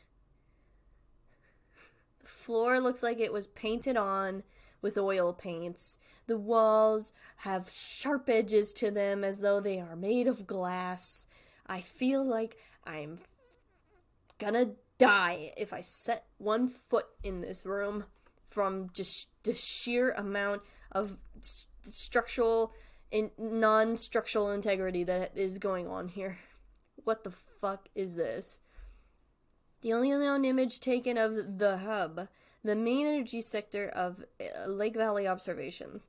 Due to the constant reactions happening inside, entering this room often meant death in under an hour. The hub would eventually be retrofitted into the final floor of Subliminal Land, which made it one of the most highly sought-after locations in the entire park. This looks like Frankenstein, like Victor Frankenstein's laboratory, but if you put it through a blender. It looks horrid, atrocious. It is just garbage. Why does it look like it's made of water? My god. Anyway, those are all the pictures from that. Oh, I'm not looking forward to looking at this. This is horrifying. Mention of Dr. Schlittenberg in Science News, 1959. Okay, this is an okay cover. Actually, no, it's not. The one time I thought something was normal, and it's not. It's just... make something normal, for fuck's sake. Stop using AI art for everything. I'm gonna lay down in a hole. November 28th, 1959. Oh, it's only 25 cents. Volume 99, issue number 22. Pages 391 through 406. Dying of Laughter. The New World of Computer-Generated Images. I'm gonna fucking lose it. Computer-generated images? Really? You couldn't be more subtle about that? The fact that you used AI art and now you're creating in-universe articles about computer-generated images? How low do you have to sink to put this in your fucking ARG? What is the justification? I have to read this. The first published mention of Dr. Frank Schlittenberg in the weekly edition of Science News on November 28th, 1959. The article briefly discusses his research into the world of cortical activation and specifically compression-induced laughter. What? Compression-induced laughter. Is this real? There's a fucking subreddit. We'll look at the subreddit later. We're going down a rabbit hole tonight, guys. I thought we would also do BuzzFeed quizzes, but I think this is going to take up the rest of the evening. I'm going to be entirely honest with you. Despite discovering the clear health issues that prolonged exposure to these compressions can cause, he incorporated the same technology years later into the laugh track. Also, boobas. I hit my own chest when I said that. Ow, why did I do that? Ow. It wasn't worth it. Moral of the story, kids, don't hit your chest if you have boobs. For a bit or any reason. Owie. Oh my god. I'm not as young as I used to be. Machine and cortical activation. Research conducted in New York at the Rochester University of Technology to study the effects of machine-induced cortical activation. What the fuck is cortical activation? Is this real? What is cortical activation? It's a real thing in psychologydictionary.org. Stimulation of areas of the cerebral or cerebellar cortexes. Attainment is possible through sensory arousal or mental tasks and more. Booba.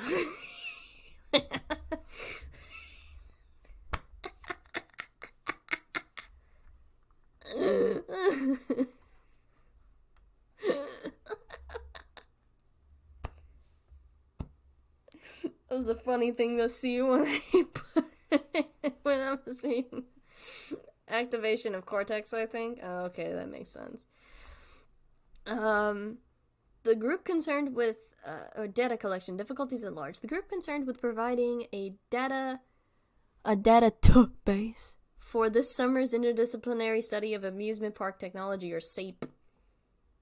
A horrible acronym.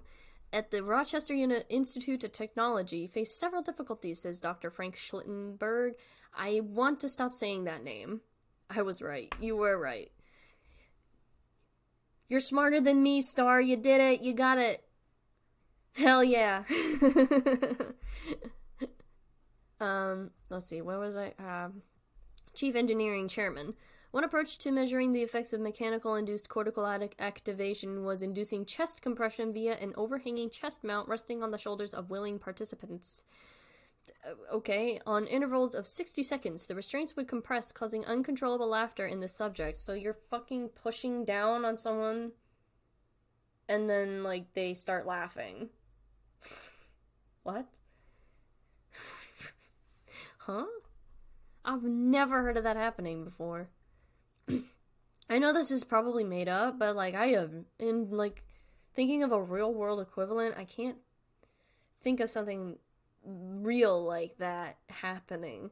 Because if you push on your chest, I don't think you're prone to laughing. That's just my inferring, though. That's just an inference. Though there are many ways to test mechanical cortical activation. That word is so hard to say, my goodness. This study specifically used means of compression for laughter and the effects it may have on individuals over extended periods of time. In their research, respiration movements were measured by means of a strain gauge transducer. The transducer will seduce ya. I fucking know that word only from the Rocky Horror Picture Show. I'm so sorry. Attached to a slightly elastic belt around the waist.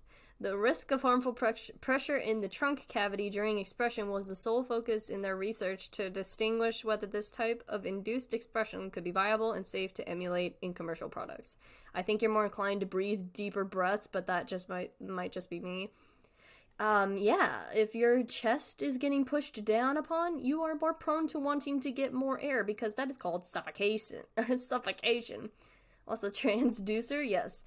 The deucer is trans confirmed.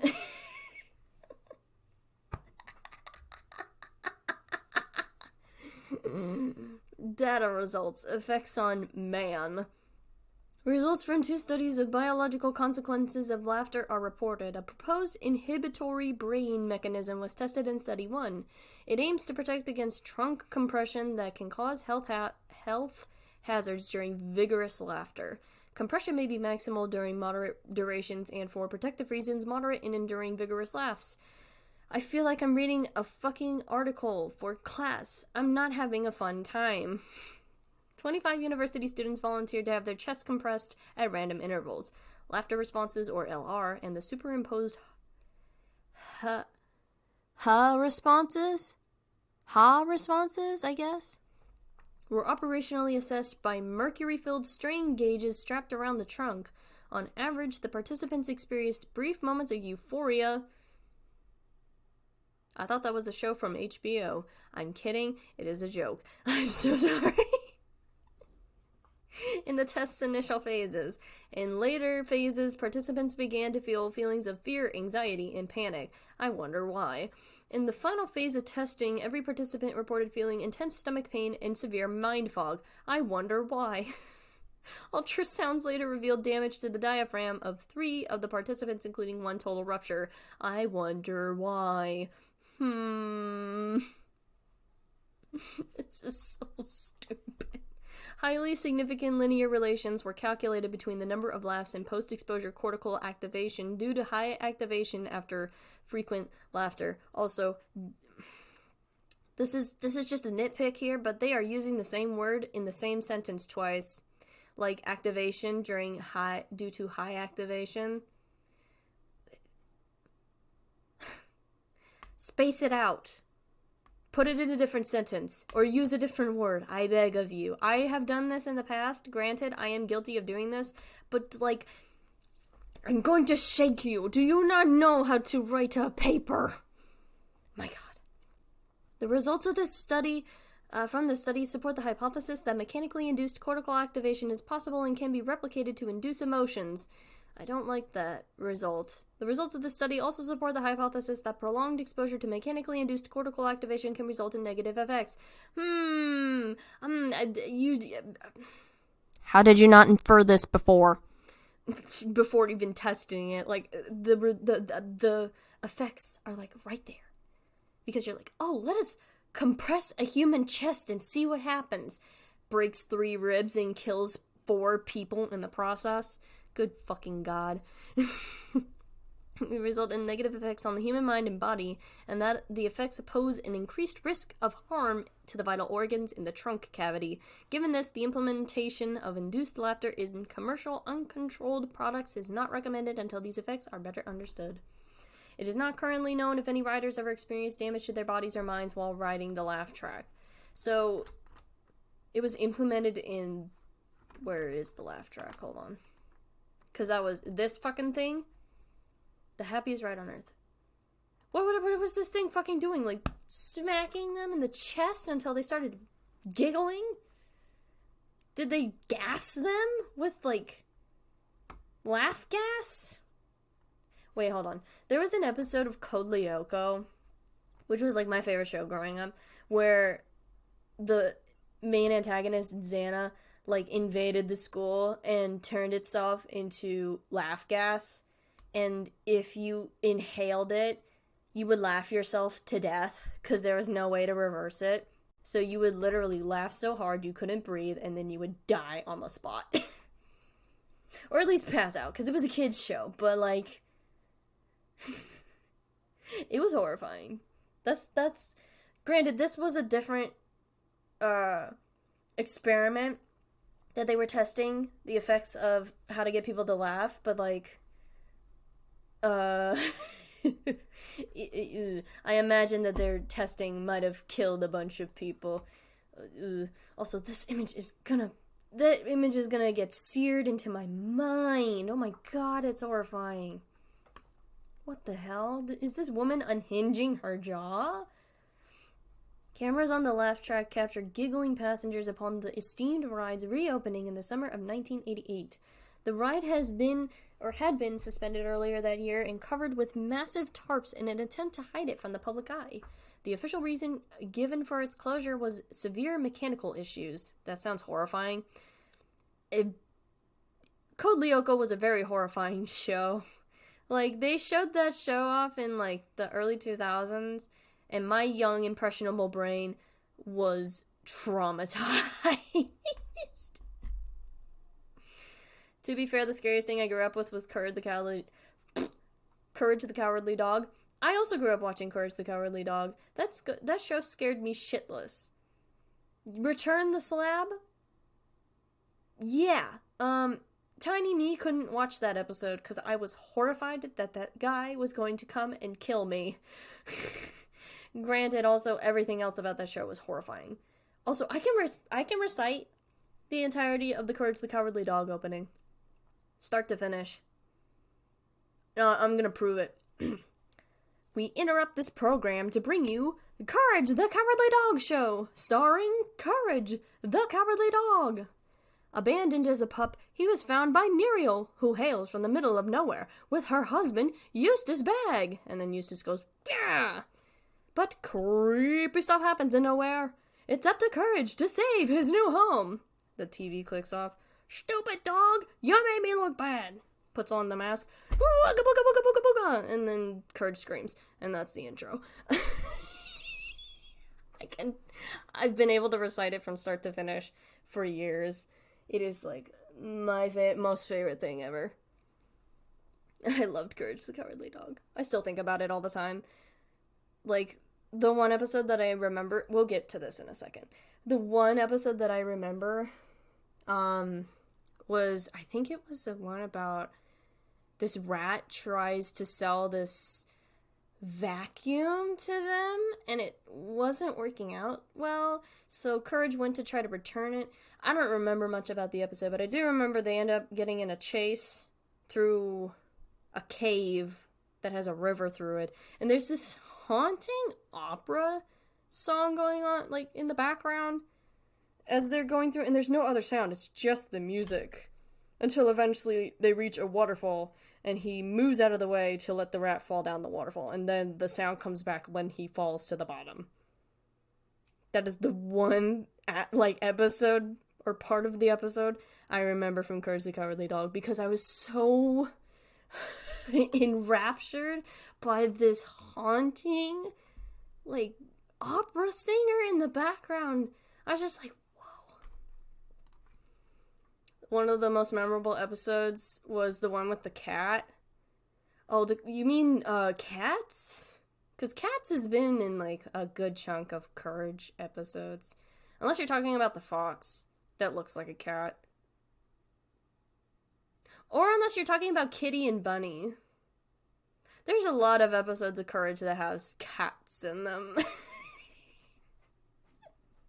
Anyway, let me read this further. Severe mechanical issues with tarps being used to protect the ride from the harsh sunlight.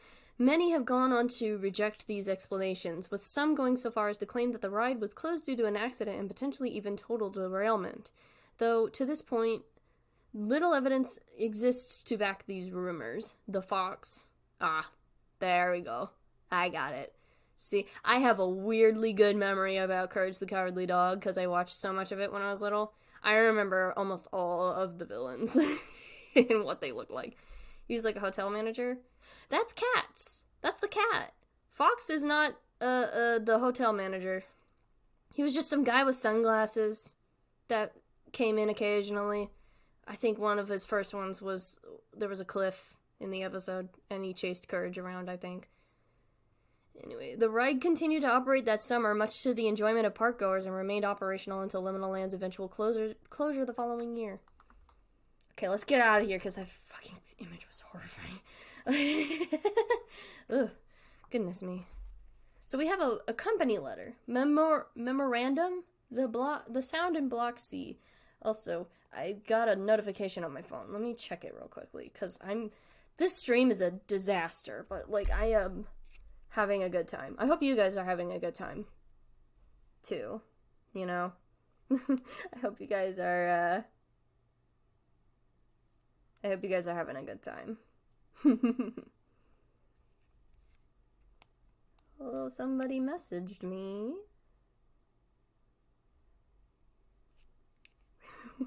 That's so ominous. What the fuck?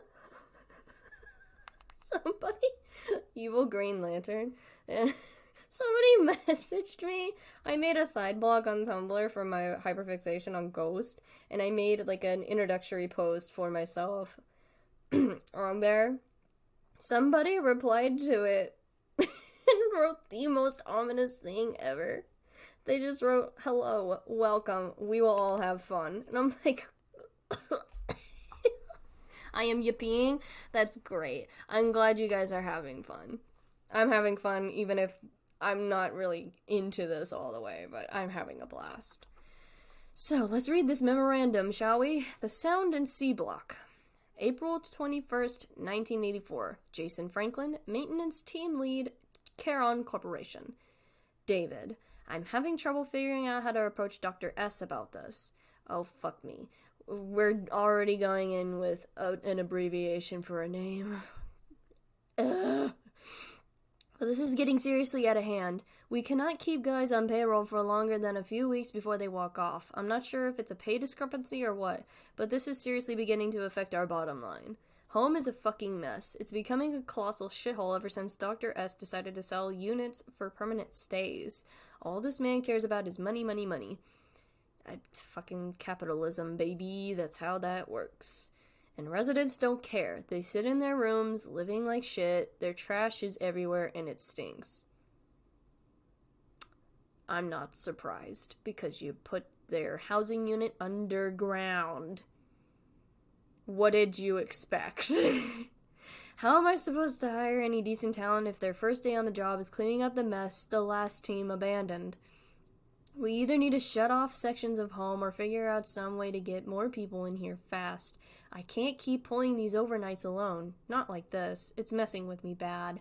I haven't told anyone, but 2 nights ago I heard something down the hall inside C Block. I'm not sure if it was because I was up for 22 hours straight, again, but it sounded so fucking real. It was akin to a child's scream. This disturbing, blood-curdling scream followed by what I can only describe as a redacted. I know it sounds ridiculous, redacted underground, but dear God, it hasn't left my mind since. We need more guys. I'm overworked, I'm tired, and if things don't change, I'm walking off just like the others because fuck this. Regards, Jason Franklin, Caron Court. Okay. Letter recovered from the maintenance office and home. Sections are unfortunately redacted. However, our team is working to recover the lost data. You know what a fun thing is we can do? Hold on. Also, you can clearly see they redacted that in paint. You want to know a fun thing we can do? Let me turn off the window capture really quickly. But a fun thing we can do is get this image in an image brightener and brighten it to see if we can see through the redactions. So I'm gonna do that really quickly. Oh, fuck me. It's not a PNG. Boo. Boo. I can't save it as a PNG. Boo. Because it's a webp. It's because it's... Hold on. It's because it has this tilde in it. There we go. I think I can save it as a... Nope, I can't. Damn it. Okay. I thought I could do it, but I can't. Boo. WebMP sucks. Off topic. What is your opinion on Who's Leela?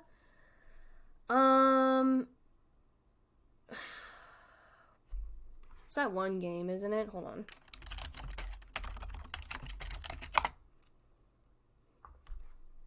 Hold on. Let me see.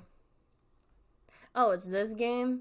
The one where you can morph the face of the person that you're controlling?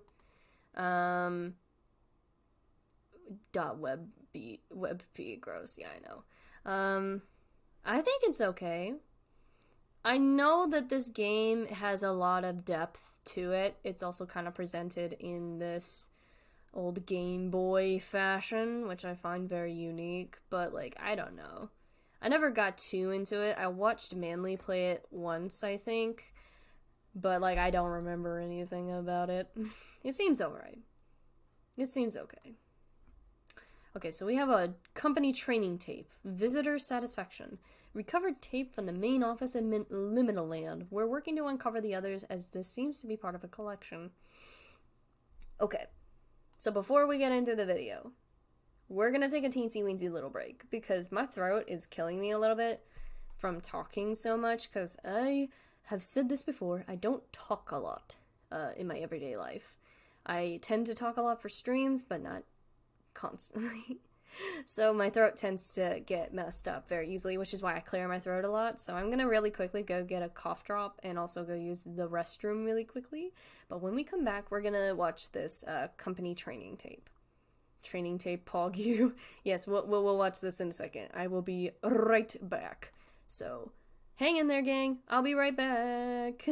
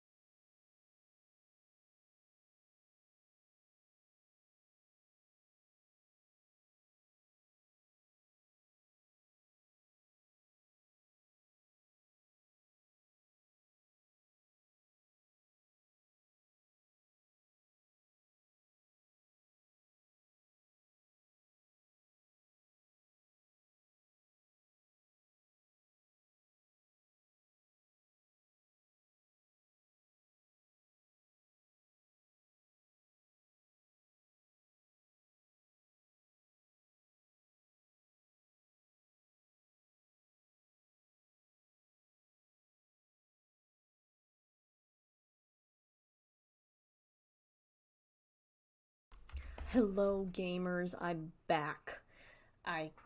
Sorry, I took a second. But I'm back. We're all good. I have a song stuck in my head.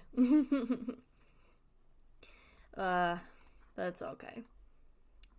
If you give me the image, I can try to convert it to PNG if you can or what. It's okay. It's okay. We're not gonna do that right now. This is just a surface level investigation. If I feel like I want to investigate more, then we can do that, but like not right now. Let's get back to it, shall we? Sorry if you hear like any like noises that are coming from my mouth. I'm moving around the cough drop. So if you hear like anything, that's me moving the cough drop in my mouth. It's alright. Alright. Cracking my knuckles, don't mind me. Let's watch this company training tape and see what we've got to work here. Oh, Jesus Christ. Oh. Liminal Land Archive orientation tape. Orientation set B, tape 6. Oop. Okay. Well, that's loud. Liminal Land home video. Crank this up a little bit so you can hear it. Not too loud. Oh, I know this song. Welcome to Liminal Land. Reminds me a little bit of Local 58. A little bit. Orientation, course 6. We're so grateful to have you join our team and hope we've given you a warm and memorable welcome thus far. I'm gonna turn this a little bit down for you guys. Just a little bit. Because I'm worried it's a bit loud.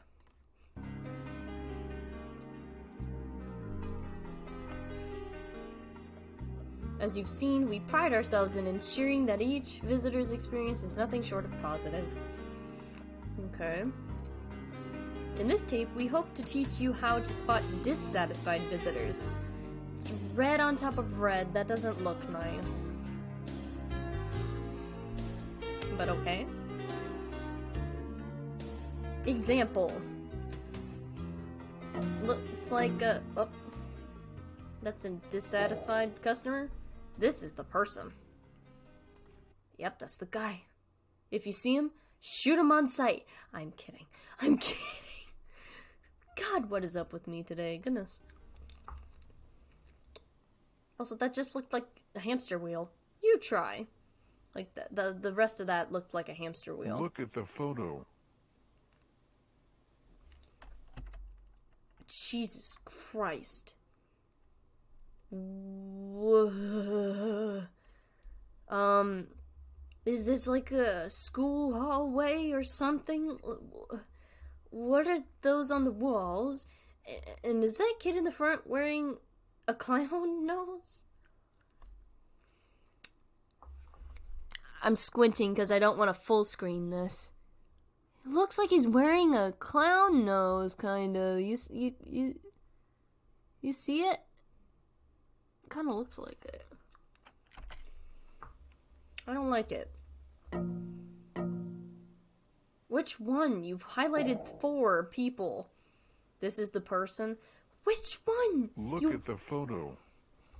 There was like 4 people you highlighted there. I don't think that was a dissatisfied person. I think you just highlighted 4 people making a face.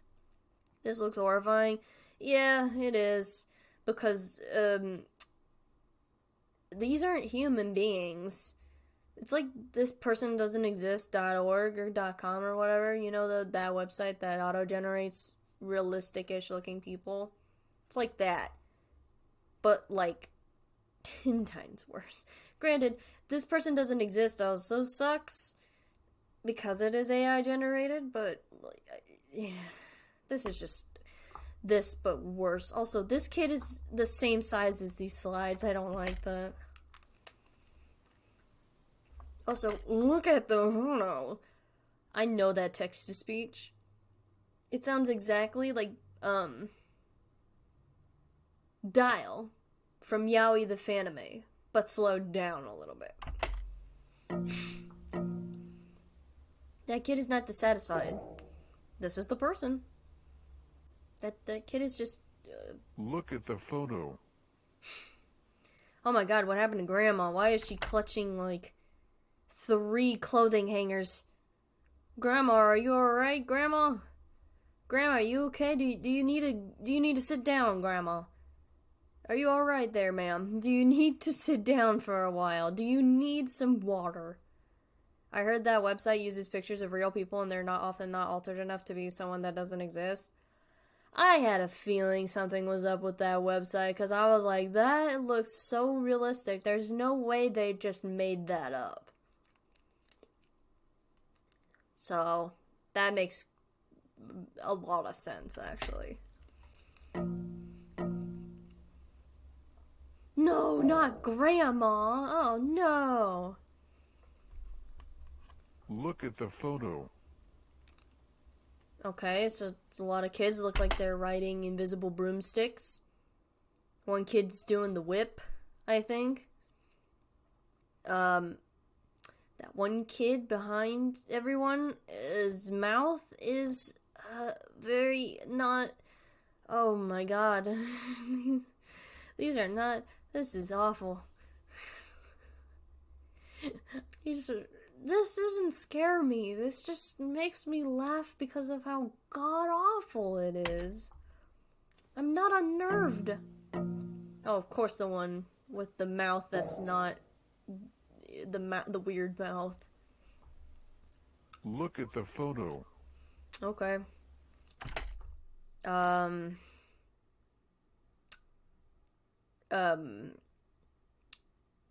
I don't even know what to say.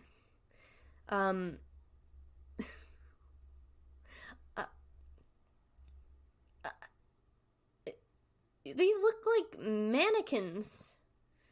But like mannequins that got beat the hell up.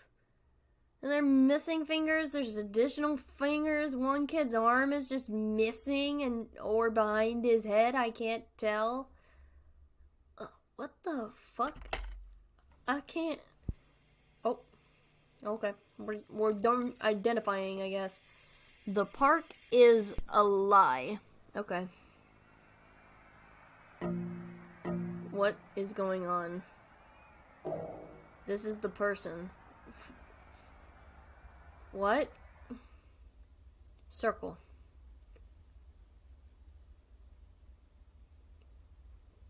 Okay.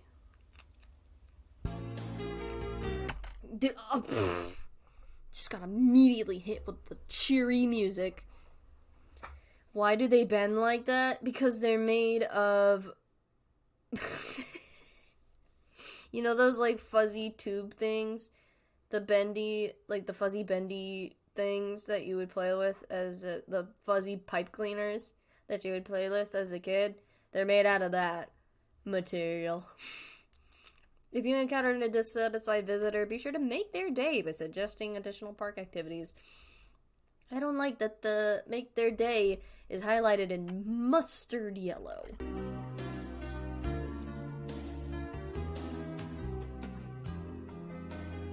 When you're ready, inform your manager to initiate Course 7 with the passcode RIGHT. Religion, already. At Liminal Land, a happy visitor is a forever visitor. Pipe cleaners. Yep, they're all made of pipe cleaners. Liminal Land. This is drawing heavily from inspirations like Local 58. I can definitely see the influence here. That was awful. I hated that. 0 out of 10.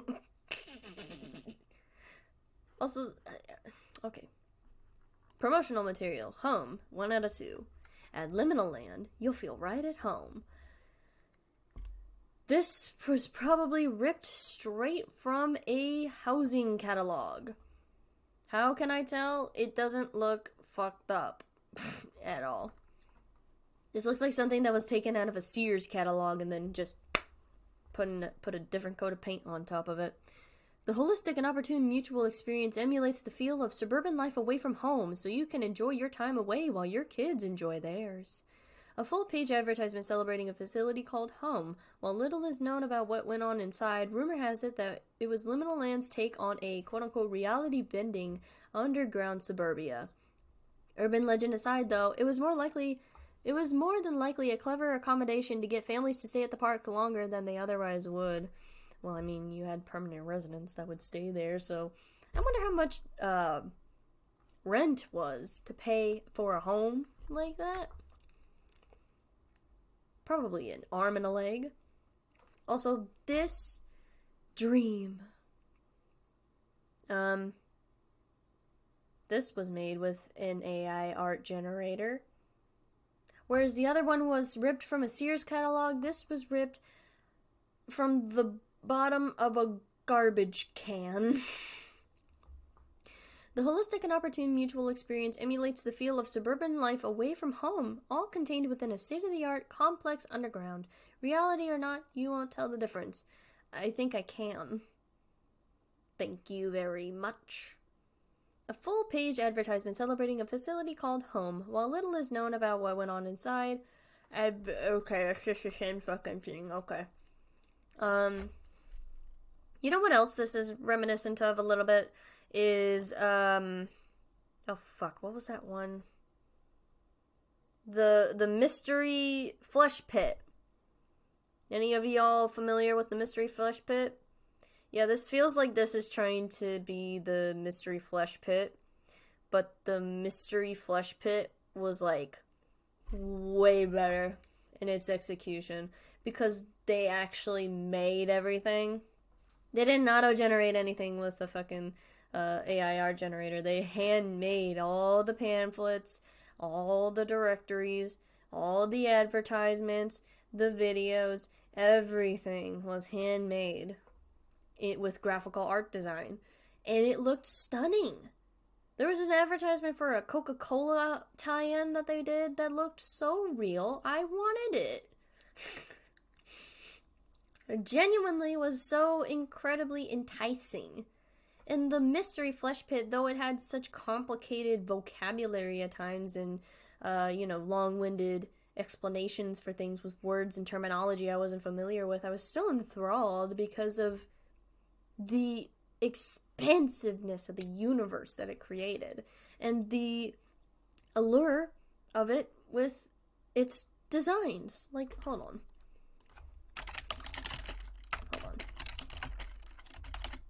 Mystery Flesh Pit National Park. See what I mean? Look at this. You can't make this with a AI program. They created this. They hand created a lot of this stuff. Look at this. These designs. See, this is the Coca-Cola thing that I wanted. Oh, shit, wait.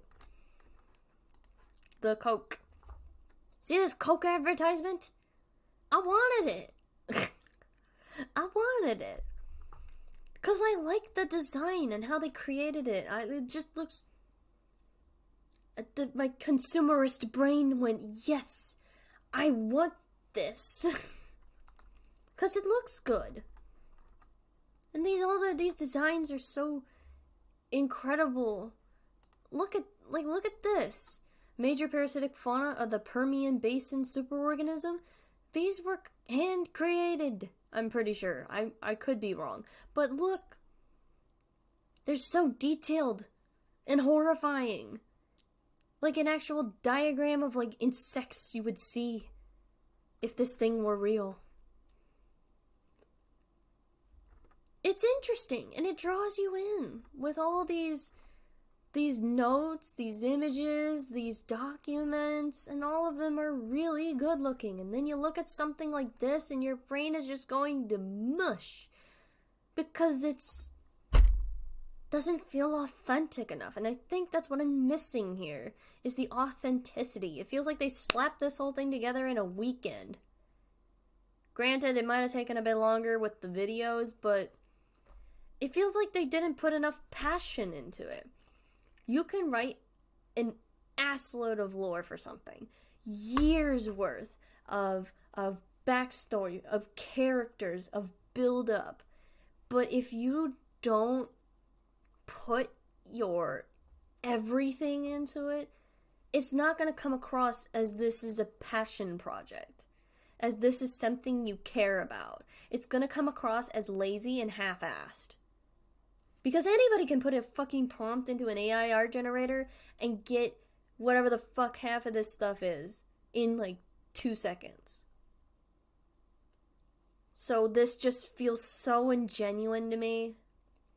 Especially as a lifelong horror lover that loves ARGs, that loves anything as a means of telling a horror story. You can do weird shit. Like House of Leaves, for example. I fucking love House of Leaves. It's weird, but it's still unsettling because of how it was created. It was meant to confuse you. It was meant to lead you in weird directions. And it was meant to be laid in a way that made no sense. Because if it's a nonsensical story when you look at it on the surface. And then you read more into it and you realize there's more to it. And it grips you. This has potential. Excuse me while I crunch on this cough drop. This has potential to be something phenomenal. Abandoned amusement parks that had something weird that happened in it is an intriguing concept if you execute it correctly.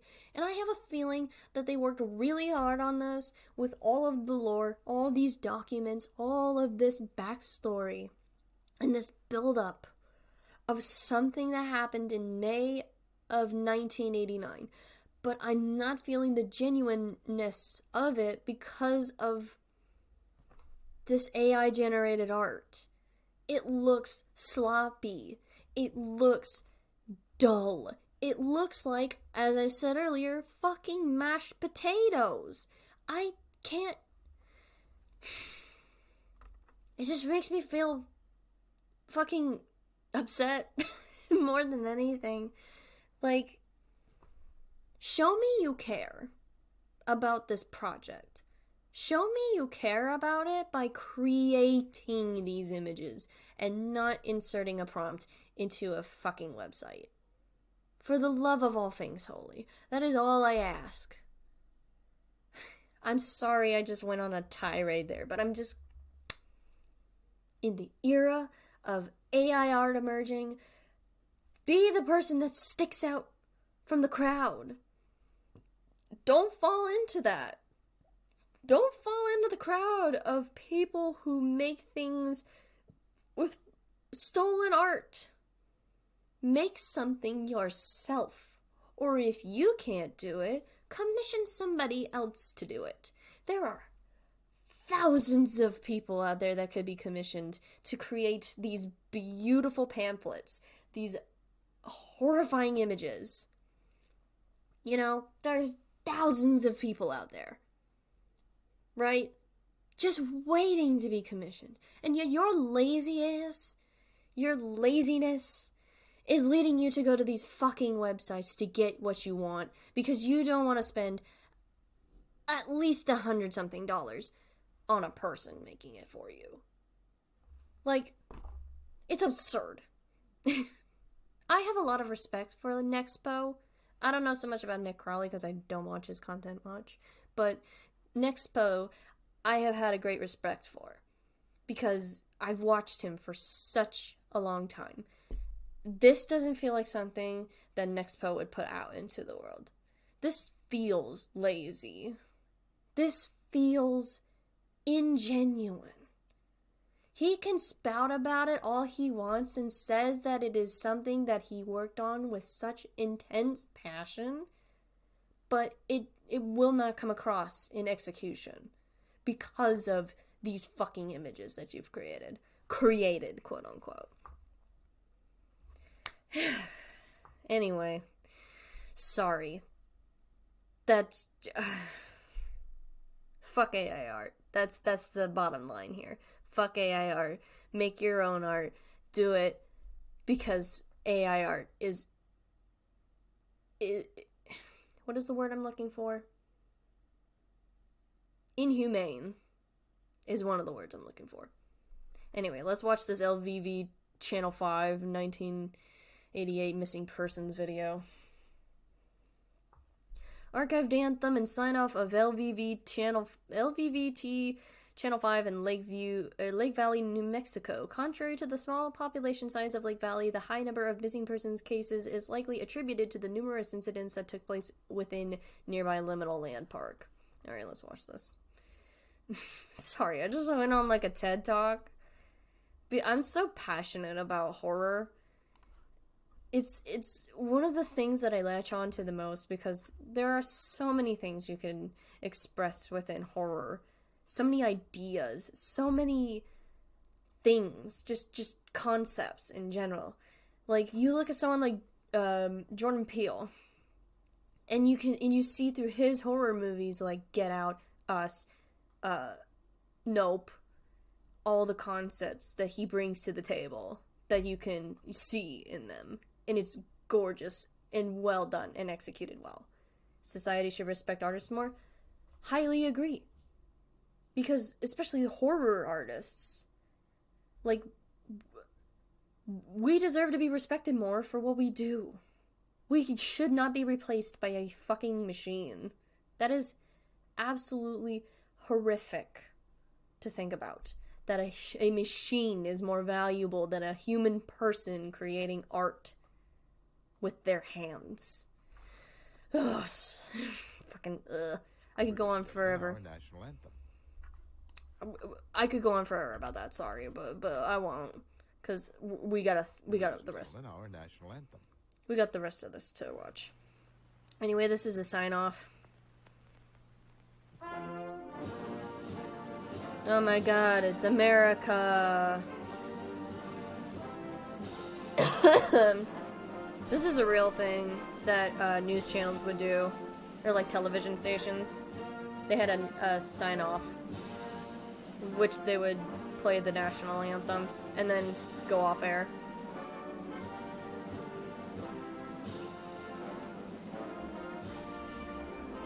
And it did look something like this.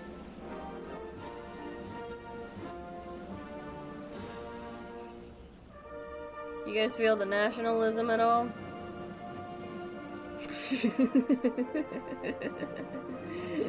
Sorry.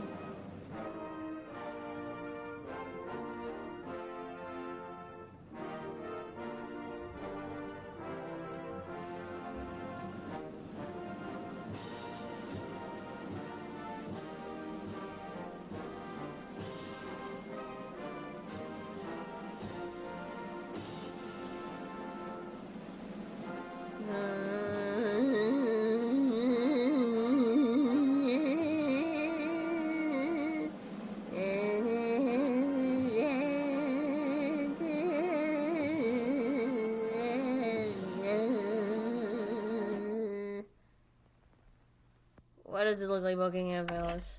I just feel awkward. Yeah. Every time somewhere plays the national anthem, I just tense up. I'm like, I don't feel very patriotic. I feel very ick. Also, this is meant to emulate a real missing persons incident that happened. This is a real thing that this is based on. Margaret Jacobson is once again showing again, and the phone number is showing up again. Wait, hold on. I gotta confirm if this actually is, like, mimicking the real missing persons, poster thing. Hold on a moment. I know where to find it. Let me check. Oh, shit. Hold on.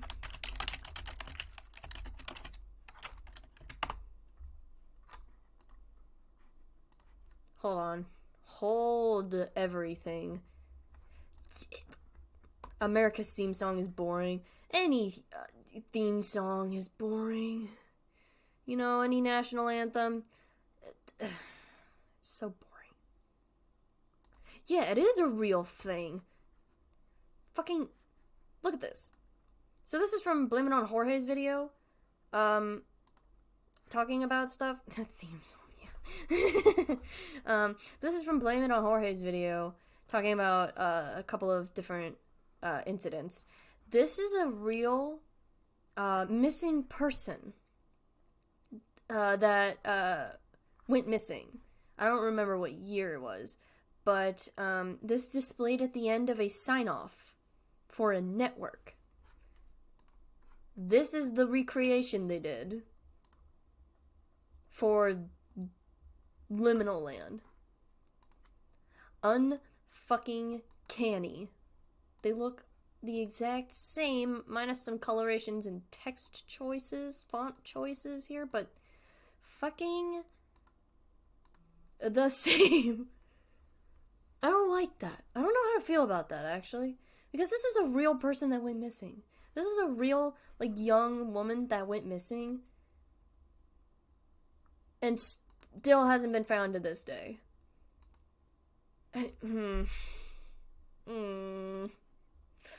Oh, God, I don't like that. I don't like that at all. Oh.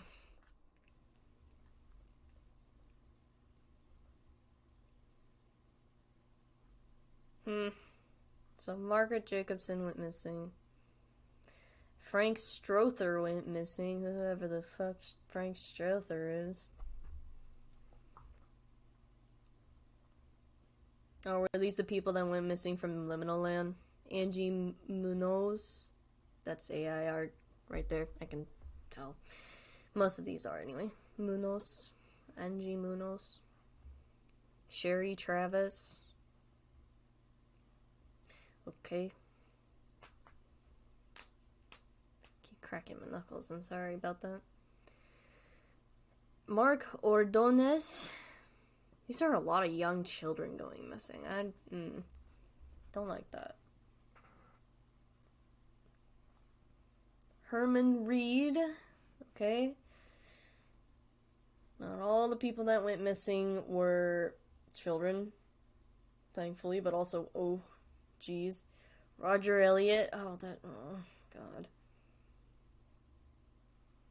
I always get upset when I hear about missing children. It just makes me really sad. Wait, never mind. Angela Hawthorne. It's a lot of people. Good lord. How many is this so far? I haven't been keeping count. Lisa Stanton. Oh, goodness. I don't like that there's just no music in the background. This is unsettling. The silence. Not the images themselves, thankfully, but like the just static. I don't like plain static in the background. It freaks me out. I just don't like static in general. Okay.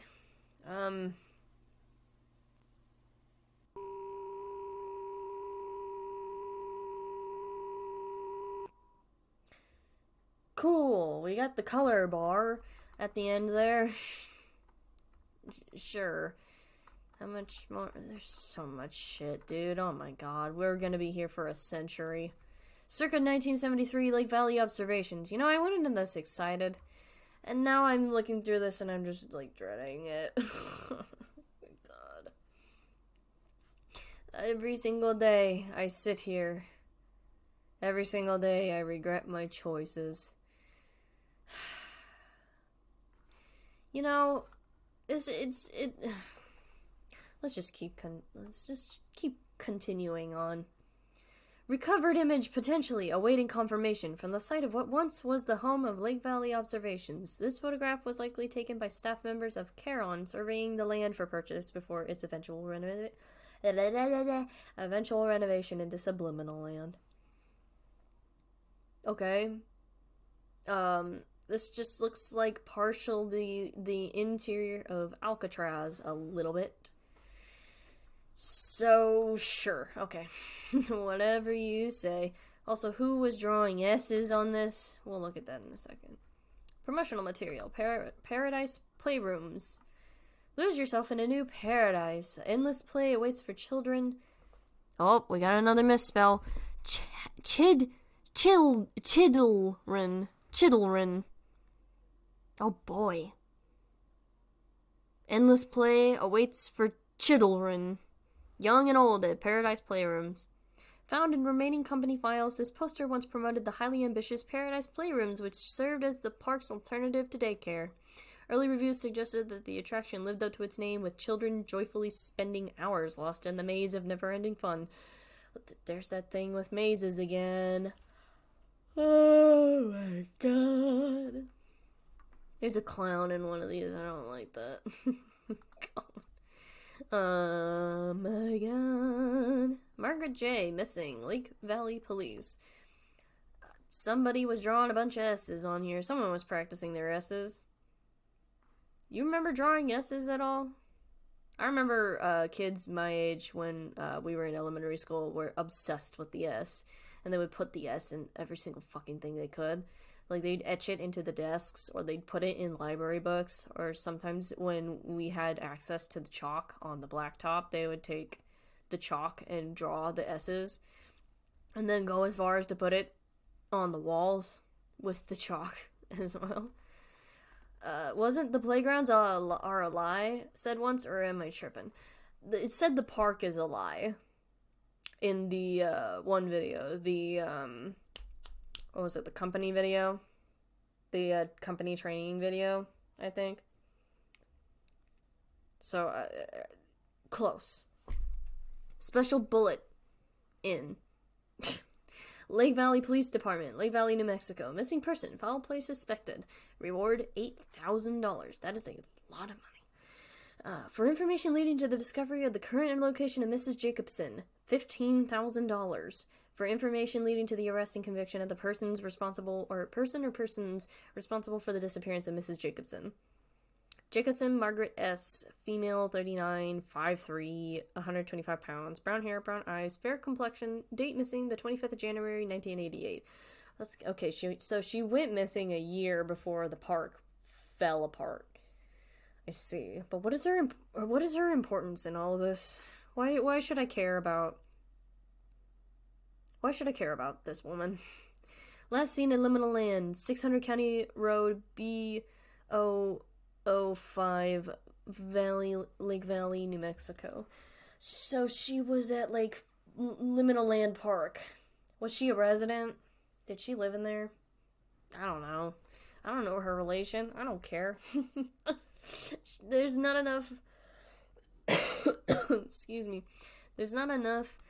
like, information about her to give me a reason to care. Also, 100% this woman is not real because her teeth don't line up correctly. Missing persons report salvage from the Liminal Land main square. Appears to have been tampered with, likely by a park goer. Yeah, how could you tell? Oh my gosh. Promotional material, Care Encore. A new world awaits. Liminal Land. Bureau of Land Management, Lake Valley National Country Backcountry Byway. Coming soon to Lake Valley, northwest of town, off of County Road B005. I'm gonna be honest, when we were looking at the missing persons poster, and it said B005, I thought the 5 was an 8 because of how crinkled the paper was. And I was like, I was gonna say boob. But that's just not correct. Oops. Early promotional material recovered from an abandoned Lake Valley residence. Document was inside of a folder with other early Care Company files, leading us to believe that this ad was created sometime around 1974. Okay. Oh, Jesus Christ. What the hell is this? Is there a child phasing in from the wall? Or is that a dog? What is that coming out of the wall? And why does this kid have no face? Is this a kid a slender man? Unnamed child photographed playing in an early variation of the park's signature Paradise Playrooms. The vast building served as a maze for children to get lost in as their parents enjoyed the more mature attractions at the park. Sure. In other news, fork found in the kitchen sink. Sorry. Oh shit. There's a dead amorphous blob in the hot tub. Guys, I think the Earth's core heated the hot tub a little too hotly. That's not the right word. Heated the hot tub a little too much, and now there's a dead floating amorphous blob in the middle of my damn hot tub. Damn it. Looks like I gotta go get the pool net. Oh, it's my least favorite part of the job. They don't pay me enough for this. 3 parkgoers enjoy taking,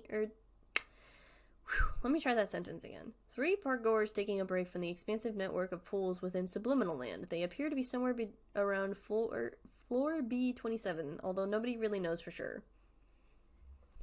Why does that third person that sat on the floor closest to the wall look like they're wearing a mask? Like a silver helmet that wraps around their entire head? Am I the only one that sees that? Damn, I didn't know that Dr. Doom was in this fucking pool. Is that right? Is Dr. Doom the one with the metal face? Yes! Yes! I was right! Let's fucking go! My knowledge of comic books, superheroes, and villains has not failed me yet. Let's go! Circa 1979, movement on the rails. There's that fucking Dragonfire ripoff again. Serpentine. Utilizing old metal tubing, Charon crafted a coaster that in hindsight broke every regulation in the book. Oddly, rioters noted bizarre rail movement when passing the curb, with some claiming that it appeared to be, quote, alive, end quote, and, quote, snake-like, end quote. Over the years, Serpentine became something of an urban legend because of this, although this snake-like movement was likely because of its critical lack of support structure. Listen. This doesn't look like a fucking roller coaster. You know what this looks like? A meshing of metal. This thing is not rideable. There is no end. There is no beginning. There is no middle. This looks like nothing. It looks like someone tried to make a roller coaster in Roller Coaster Tycoon, but was doing so with the intention of killing the riders. This doesn't look like something that is actually rideable. Good lord. Circa 1977, the happiest ride on Earth. Oh, this is that one that crushes your chest and kills you on impact. Charon Corporation's first foray into experimental roller coasters. The laugh track utilized specialized restraint compressions to evoke uncontrolled laughter during its 8-minute runtime. Jesus fucking Christ. The potential for asphyxiation was still being studied, although strangely not a single rider had filed a complaint during its brief run.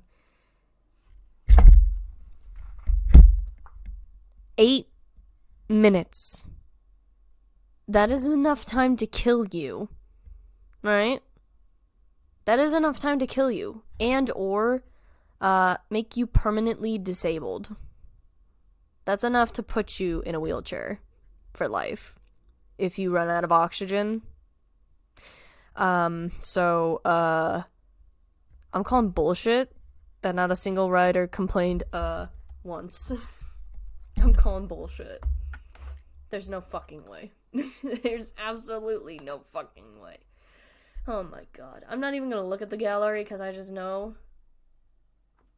There's a fucking password I need? Oh my fucking god. Really? You're gonna make me look for a password? Oh, wait. I'm stupid. Hold on. Nope. Okay. I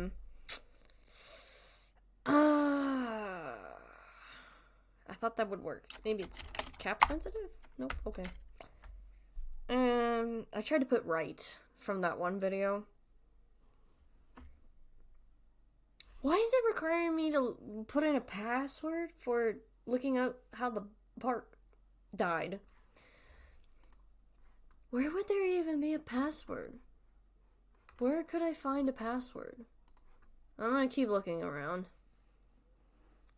I guess. Liminal Land opened its doors in early winter of 1975. Destined to become one of the grandest amusement parks in the United States, Caron Corporation set out to push the boundaries of what it meant to provide immersive entertainment.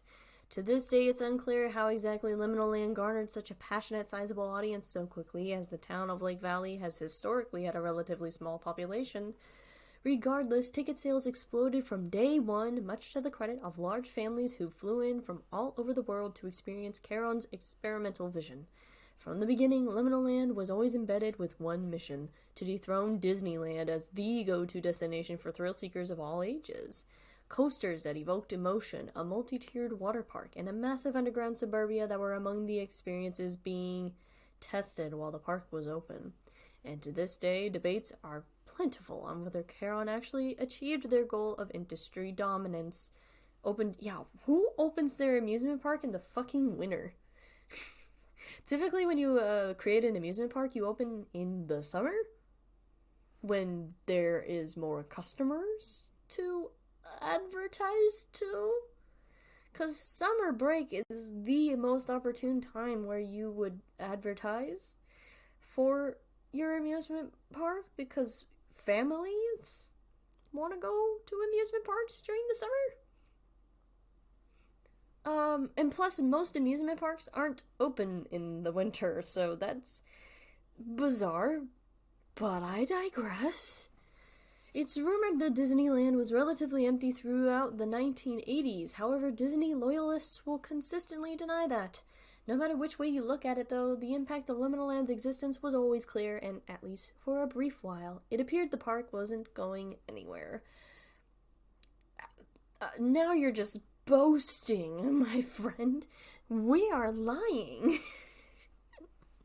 Because if you want to try to dethrone Disney here, well, you got another thing coming. Because Mickey Mouse, the mouse himself, has an iron grip on the amusement park industry, whether you like it or not. Like, this is a alternative history, alternate universe. I understand that, but like, you're aiming a little high there, buddy. Surprisingly, very little news coverage came out of Lake Valley during Liminal Land's tenure. Parkgoers seemed avid to serve as test subjects for their experimental rides. There's a lot of emphasis on experimental, and I don't like that. Reminds me of Action Park a little bit, because essentially Action Park was also an amusement park that just used the customers as like, or the park goers rather, as like test subjects for all their fucking rides. They were like, let's send the general public out and not do any safety tests and pray that this works. When is Disney gonna sue AI art programs anyway? Probably not. Because of some friggin' loophole that probably can be made about AI art. Or I feel like there's some way that AI art's gonna wiggle out of it if there is like, if there is any indication that Disney is gonna sue. I just have a feeling. Not that I'm in defense of AI art. As I said, I fucking hate it to bits. But there is some way that it's gonna weasel its way out of it. I just feel like I just feel it. Anyway, and it felt like no one ever batted an eye. Regardless of the numerous accidents that took place over the years, there was never a single investigation, audit, or inspection ever credibly done. That's really fucking concerning. What Liminal Land touted as anomalous events were simply tarped off for a day and reopened thereafter with not a single word about them. Anomalous? What the fuck is this? Fucking SCP? Yes, the amusement park has random anomalous events, such as a pool that goes down for 36 levels and doesn't seem to stop. Maybe Disney's in But Disney's incredibly powerful. It'll at least scare the tech bros, but who knows? I also wonder if someone can sabotage the AI program somehow. Probably. There's probably a way you can work to fuck it up in some ways. They're like coding methods, I think. But it's a learning-based program, so if you feed it enough nonsense, you could probably make something that's, that you can't work with anymore. But then again, there's hundreds of AI art programs out there that work with different databases, so, like, it would be hard to go through every single one of them, probably. I just wish they would just go the fuck away. I just wish it would go away. As in, like, the programs themselves would be destroyed. Sorry. For 14 years, the park operated in this bizarre manner. People went missing, rides consistently changed, and the park staff were always apathetic about it. Yet Liminal Land's popularity paradoxically appeared to grow. This is just fucking Action Park, but, like, SCP is thrown in it. Unfortunately, on May 20th of 1989, Liminal Land's Day of Reckoning had come. What the fuck is this, the Bible? That night, the park was rapidly and indefinitely shut down with no concrete reason ever given. The remains of those present on that fateful night are rumored to remain exactly where they were last seen, although nobody really knows for sure. Theme park preservationists are keen to keep the spirit of Liminal Land alive, however. There has been nothing like it for decades and probably never will. Entrance hub to Subliminal Land. Caron's experimental water park located underneath Liminal Land. The remains of those present on that fateful night are rumored to remain exactly where they were last seen. So there's just dead bodies strewn about the fucking park. Why is there so much room under this? Oh, the website design is bothering me. What's the Emporium? Oh, this is the main page. So, we have to find a way to get in here somehow. This is unnerving, good lord. We have to find a way into the park closures area. I don't have nearly enough brain power to weasel my way in to figure out how to fucking do that. So what I'm gonna do, we're going to the subreddit. There's a subreddit I saw that they created for this thing. Here we go to Reddit, boys. I didn't think we'd go here, but we're going in. I'm hacking into the Reddit base. We're going to r/liminal land. Alright. Here we go. Only 713 members, and it was created in November. This thing's been around for a long time. Jesus fucking Christ. Liminal Land wants you. Truly escape. Guess. Here we go. I'm sorry if this has already been discussed, but has anyone figured it out? And if so, how? Or, like, any clues? Anything in the code? I've done keywords and the doctor's names and stuff, but it also, if this ruins the fun, just ignore this post. Moloch. What is this? What? Where did they find this?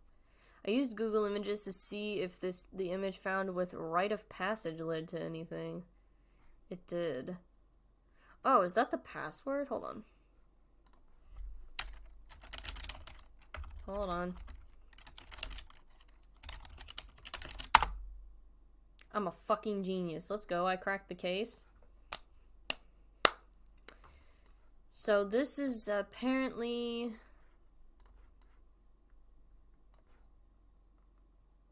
That's not what I meant to do. Hold on. We're going to reverse Google image search this bad boy. Because it said something about Moloch. Come on. I can't believe I accidentally cracked the code. Moloch. A god. Let's go look this guy up. Moloch is a name or a term which appears in the Hebrew Bible several times, primarily in the book of Leviticus. The Bible strongly condemns practices which are associated with Moloch, practices which appear to have included child sacrifice.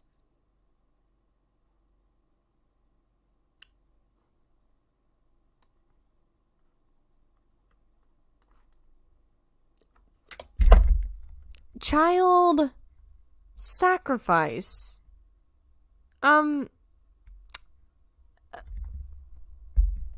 Just set my microphone down again here. I just let that set in for a second. I need some water. What the fuck? What the fuck is going on this evening? How did we get here? What? Is this fucking amusement park a cult that celebrates Moloch? Traditionally, the name Moloch has been understood as a reference to a Canaanite god. However, since 1935, scholars have debated whether or not the term refers to a type of sacrifice on the basis of a similar term, also spelled milk, which means sacrifice in the Punic language. Excuse me. This second position has grown increasingly popular, but it remains contested. Among proponents of this second position, controversy continues as to whether the sacrifices were offered to Yahweh or another deity, and whether they were a native, I'm gonna ignore that word, religious custom or a phonetic import. Since the medieval period, Moloch has been portrayed as a bull-headed idol with outstretched hands over a fire. This depiction takes the brief mentions of Moloch in the Bible and combines them with various sources, including ancient accounts of Carthaginian child sacrifice and the legend of the Minotaur. Moloch has been figuratively used in reference to a person or a thing which demands or requires a very costly sacrifice. A god Moloch appears in various works of literature and film, such as John Milton's Paradise Lost, Gustav Flaubert's Sambo, Fritz Lang's Metropolis, my apologies, and Allen Ginsberg's Howl. Ugh, Allen Ginsberg, ick. So let me get this straight. Let me put together the pieces here, alright? So, needed to take a sippy of some water there, but, so,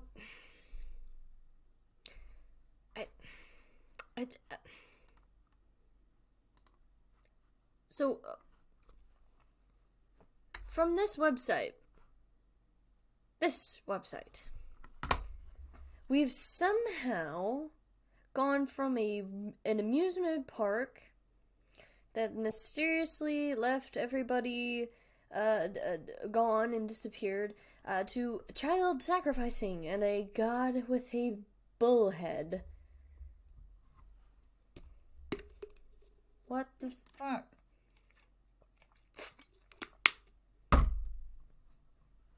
I don't... So, is this entire amusement park a front for a cult or some shit? Because this is what the impression is leaving me with. It's a cult. Because this is a deity. This is a god. So then this leads me to believe that this god, this deity, was worshipped to some degree. And because there wasn't something went wrong, and thus took a bunch of people from the park as a result of, like, oh, you didn't do as I said, or you didn't do this thing that you were supposed to do, so fuck you, I'm going to seek vengeance on you for not doing as I instructed.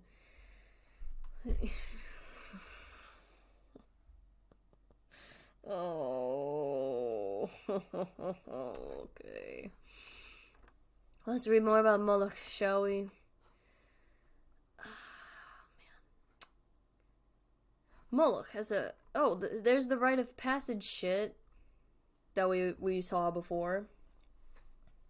A minority of scholars, mainly scholars of Punic studies, has argued that the ceremonies to Moloch are in fact non-lethal dedication ceremony rather than a sacrifice. These theories are partially supported by commentary in the Talmud and among early Jewish commentators of the Bible. Rejecting such arguments, Paulo J. I don't know how to pronounce that last name, so I'm going to skip over it, but I'm sure it's Gia, but I don't want to butcher it further. And God, I can't even say Francesca. And also a last name I don't know how to pronounce. Stavrakopoulos? Note that the Bible explicitly connects the ritual of Moloch to the Tophet, I hope that's how you pronounce that, with the verbs indicating slaughter, killing, and sacrifice, deities eating the children, and Holocaust. Oh. Paulo also refers to Carthaginian and Phoenician child sacrifice found referenced in Greco-Roman sources. Are you guys seeing this? Are you guys reading what I'm reading right now? How did we get here? How did we get here? What the fuck is going on?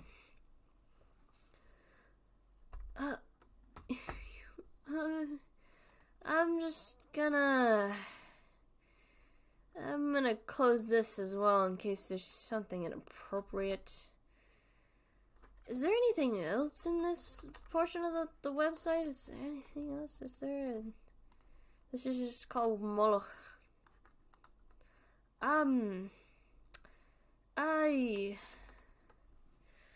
Okay. Alright, so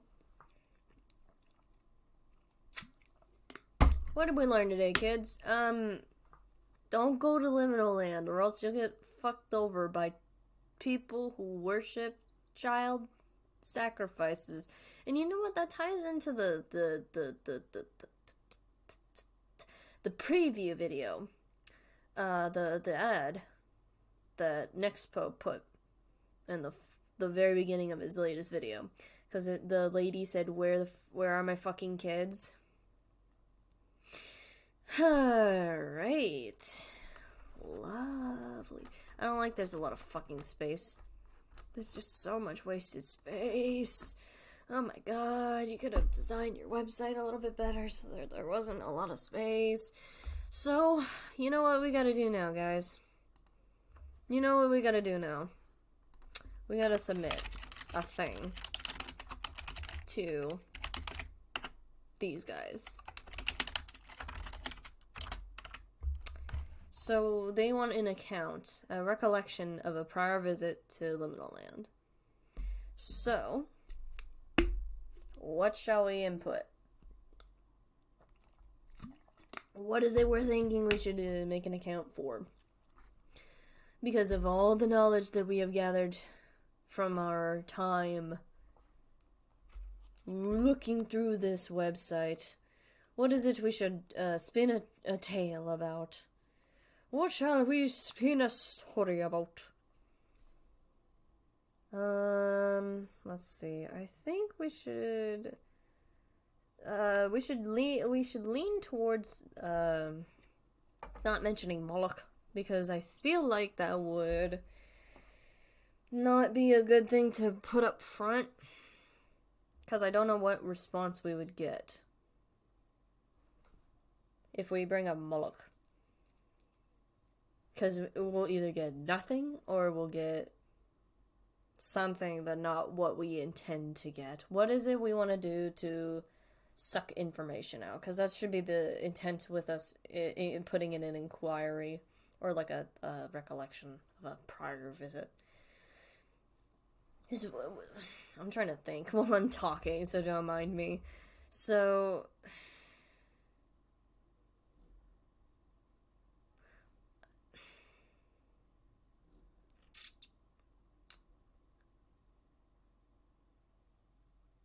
I'm trying to think here. What would be something that would... Excuse me.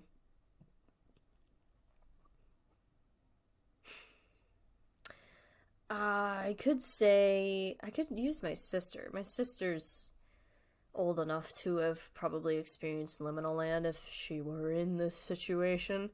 I could say like in 1988 or 87. How old would she have been? Fuck. I don't know what year my sister was born. Fuck. She was born way before me. She's close to 40. Oh, damn. I don't know. I could say that in 1987. We can flub it, it's fine. My sister went to the park with a group of friends on a road trip to Lake Valley when they made it as like a pit stop on their way to visit a friend one summer. She went there and took the time to ride a couple of the rides, go through the Hall of Walls, and she doesn't remember a lot of what occurred because it was so long ago, but she had the distinct feeling that somebody or something, or what am I trying to say here? That something wasn't right. That there might have been somebody watching her that wasn't a partner in the Hall of Walls. Or she went into, like, the fucking, what was it, subliminal land? And just didn't like how it felt or something. I don't know. Help me out here. I have the bare bones idea of what is happening, but I can't quite filter in what I'm trying to think of here.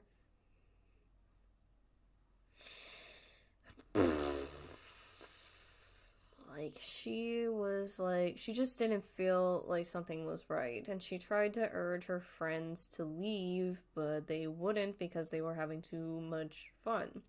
So when they went to, what's that one fucking ride with the laughing? The laugh track, she slipped out and hung out outside of the park for a while, and when it was getting time for the park to close, her friends didn't come out. And then she waited a little while longer because, and she was just like, oh, they're fucking around. They're fucking with me because I'm unnerved, and I'll just wait for them to come out and say that the joke is over. But she waited, and nobody showed up, so eventually she got sick of them and went in to try to find like a booth or something that she could tell people that there were like missing people. There was somebody missing, but the park had closed, so she didn't get a chance. So she left and eventually reported them missing to the local authorities, and they haven't been seen since. Does that sound okay? I'm spitballing, honestly, trying to see if something sounds good enough to where I could put it in.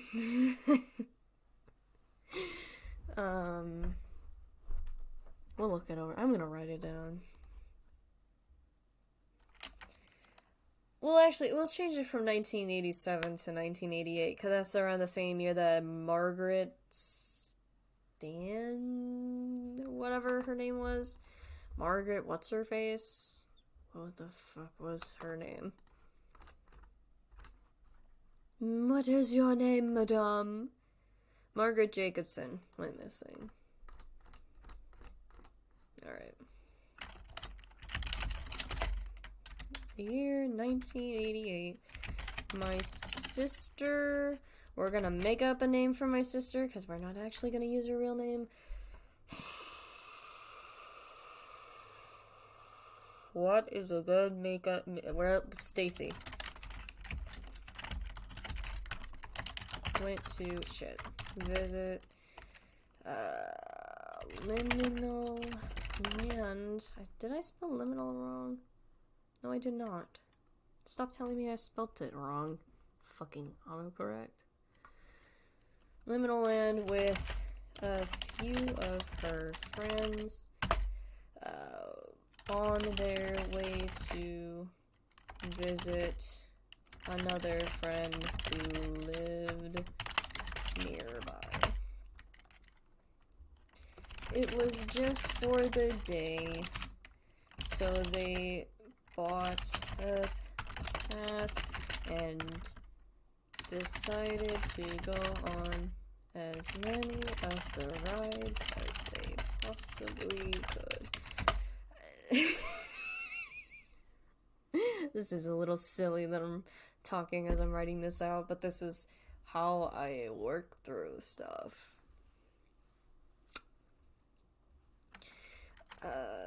She told me she doesn't remember much, but she does remember that. I just heard a fucking car alarm go off, scared the fuck out of me. She does remember that there was a feeling of unease the entire time she was there. Stacy urged... Oh, wait.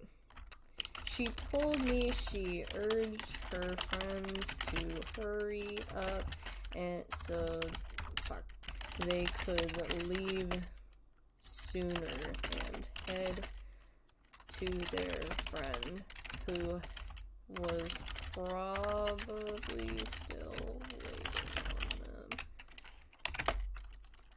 They told her that they were going to ride the laugh track, and then they could head off.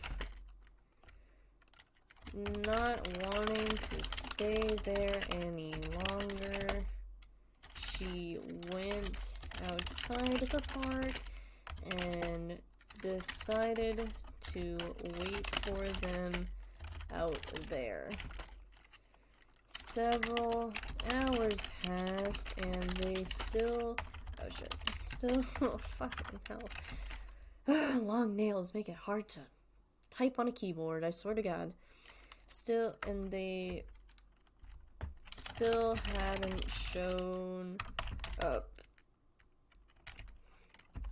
So she went to try to find a booth to make a report that her friends were missing, but the park had already closed. So she took a cab, because she'd probably have to call a cab because her friend had the car keys. So she took a cab into town and booked a hotel room, then inquired to the police about her missing friends the next day. They were never found.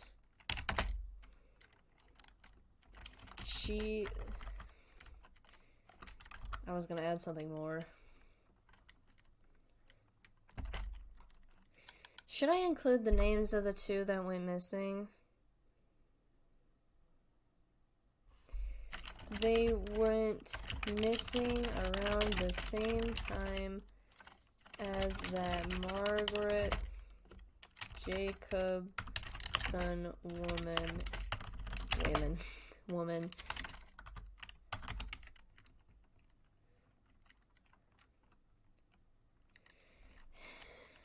If that helps with a time frame.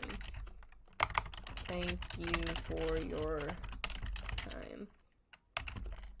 Hopefully this inquiry, or this recollection rather, will help with your archiving. Alright. Fucking wrote so much. We're gonna submit it. And we did. Alright. So that's submitted now, so hopefully we'll get something back. I'll keep an eye out on my email. Let's see if we hear anything back.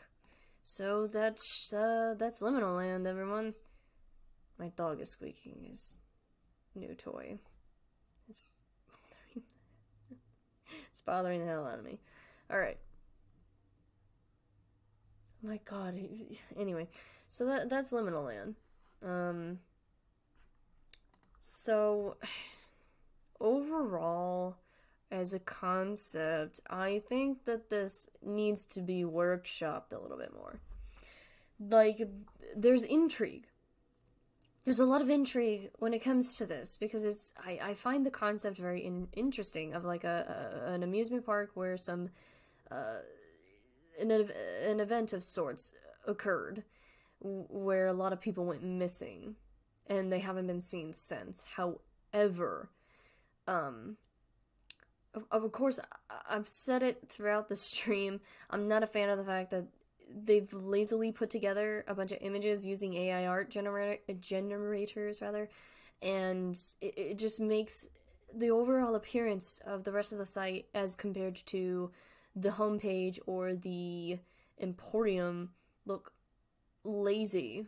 It makes it look like there's not a lot of effort being put in because you are using AI generated images in place of real graphical design or art as a whole. Excuse me. Drinking some water.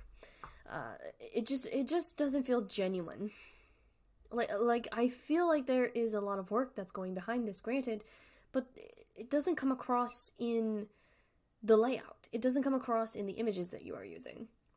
Because I can't tell what half of the shit is in this. And it also is just laughable in a lot of portions.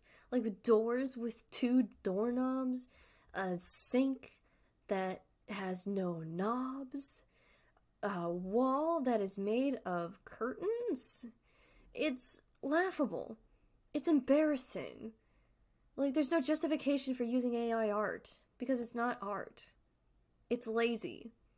You're just using generated images that are probably stolen from other images that have been strewn across the internet in place of genuine art.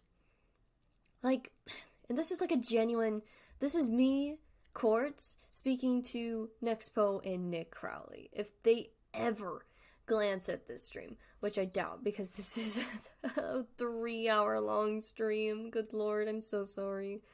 But if either of them are watching currently, please take this advice.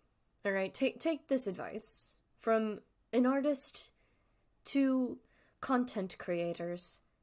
For the love of all things holy, stop using AI generated images.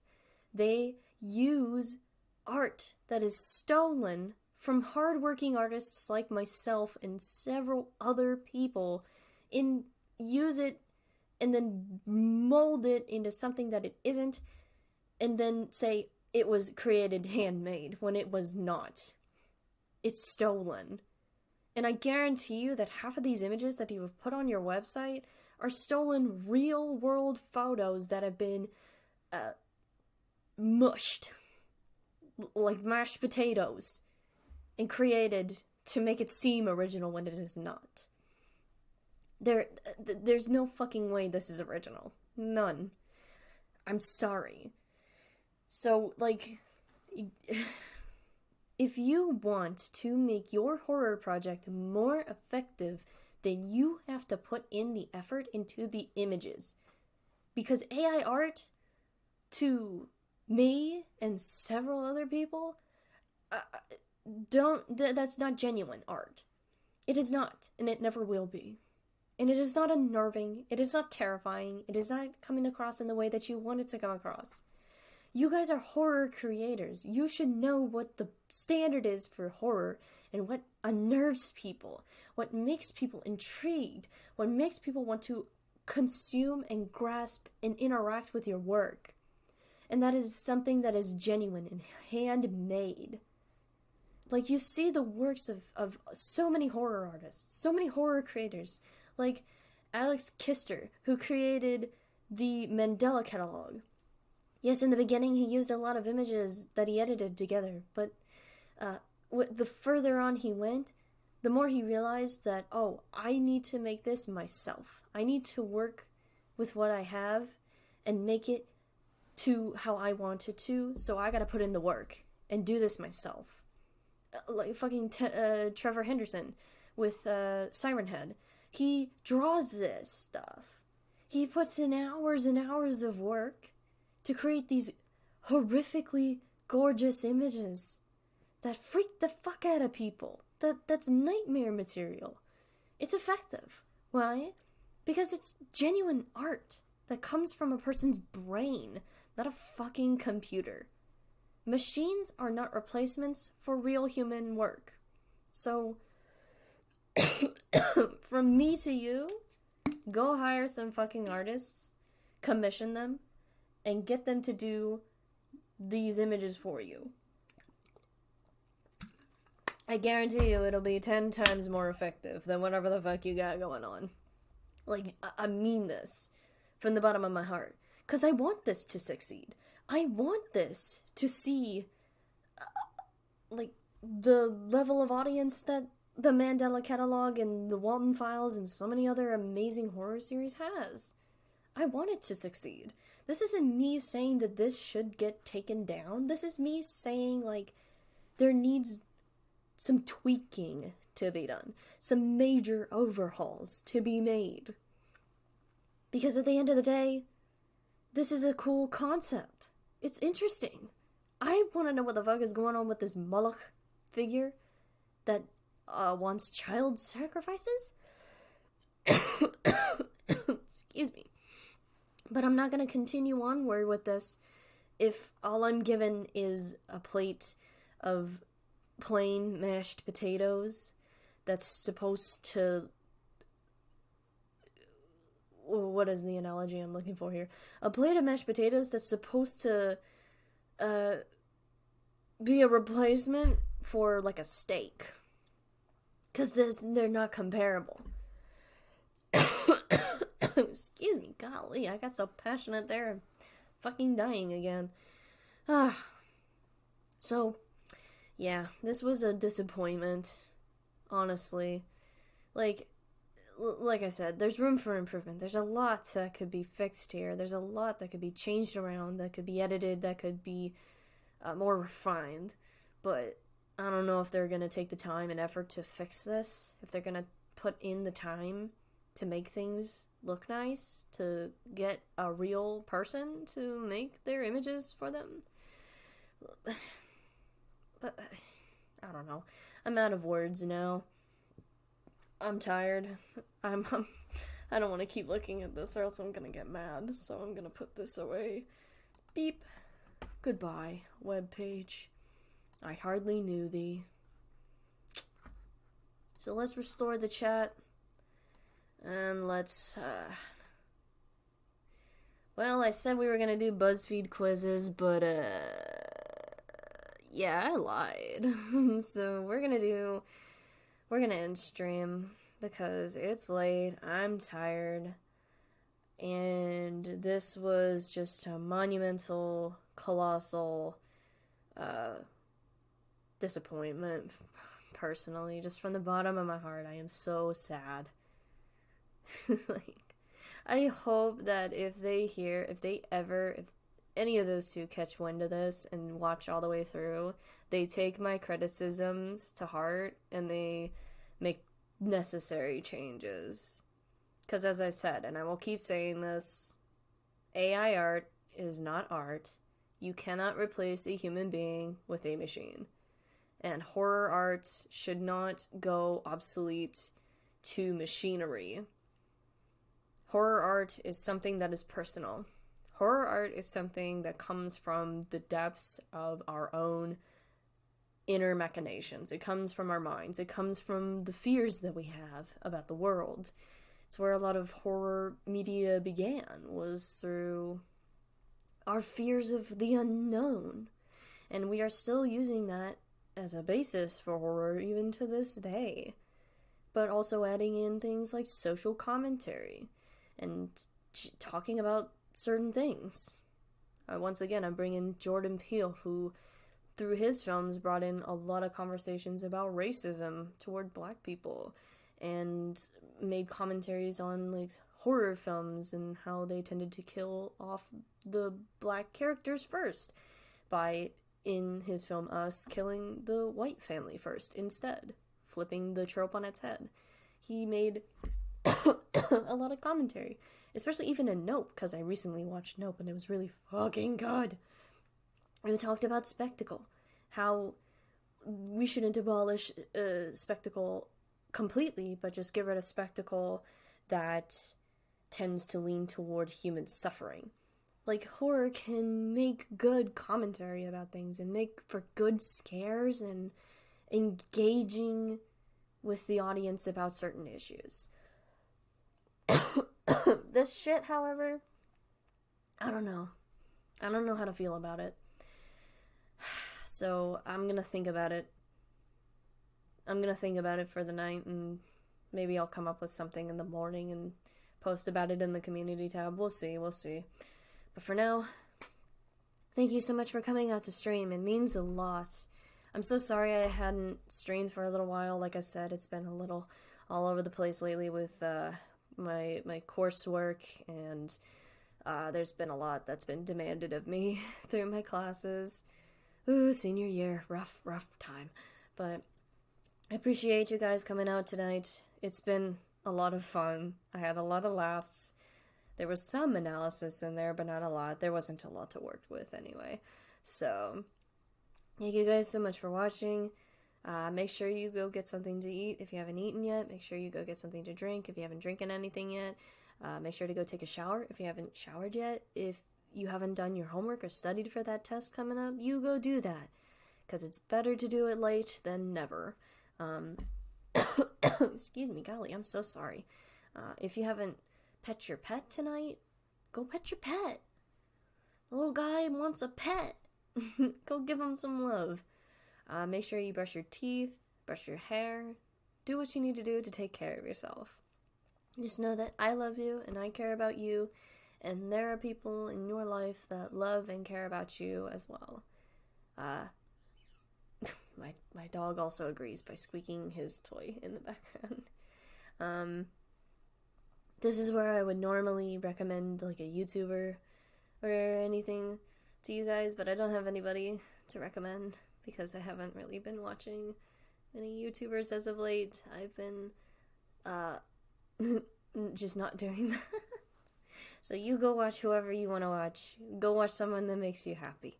Alright, I'll catch you guys next week. Hopefully. So you guys, good night. Bye. Goodbye now. Goodbye. Take care of yourselves, please. Good night. Bye-bye now. Bye-bye. Bye. Golly, excuse me. Good night.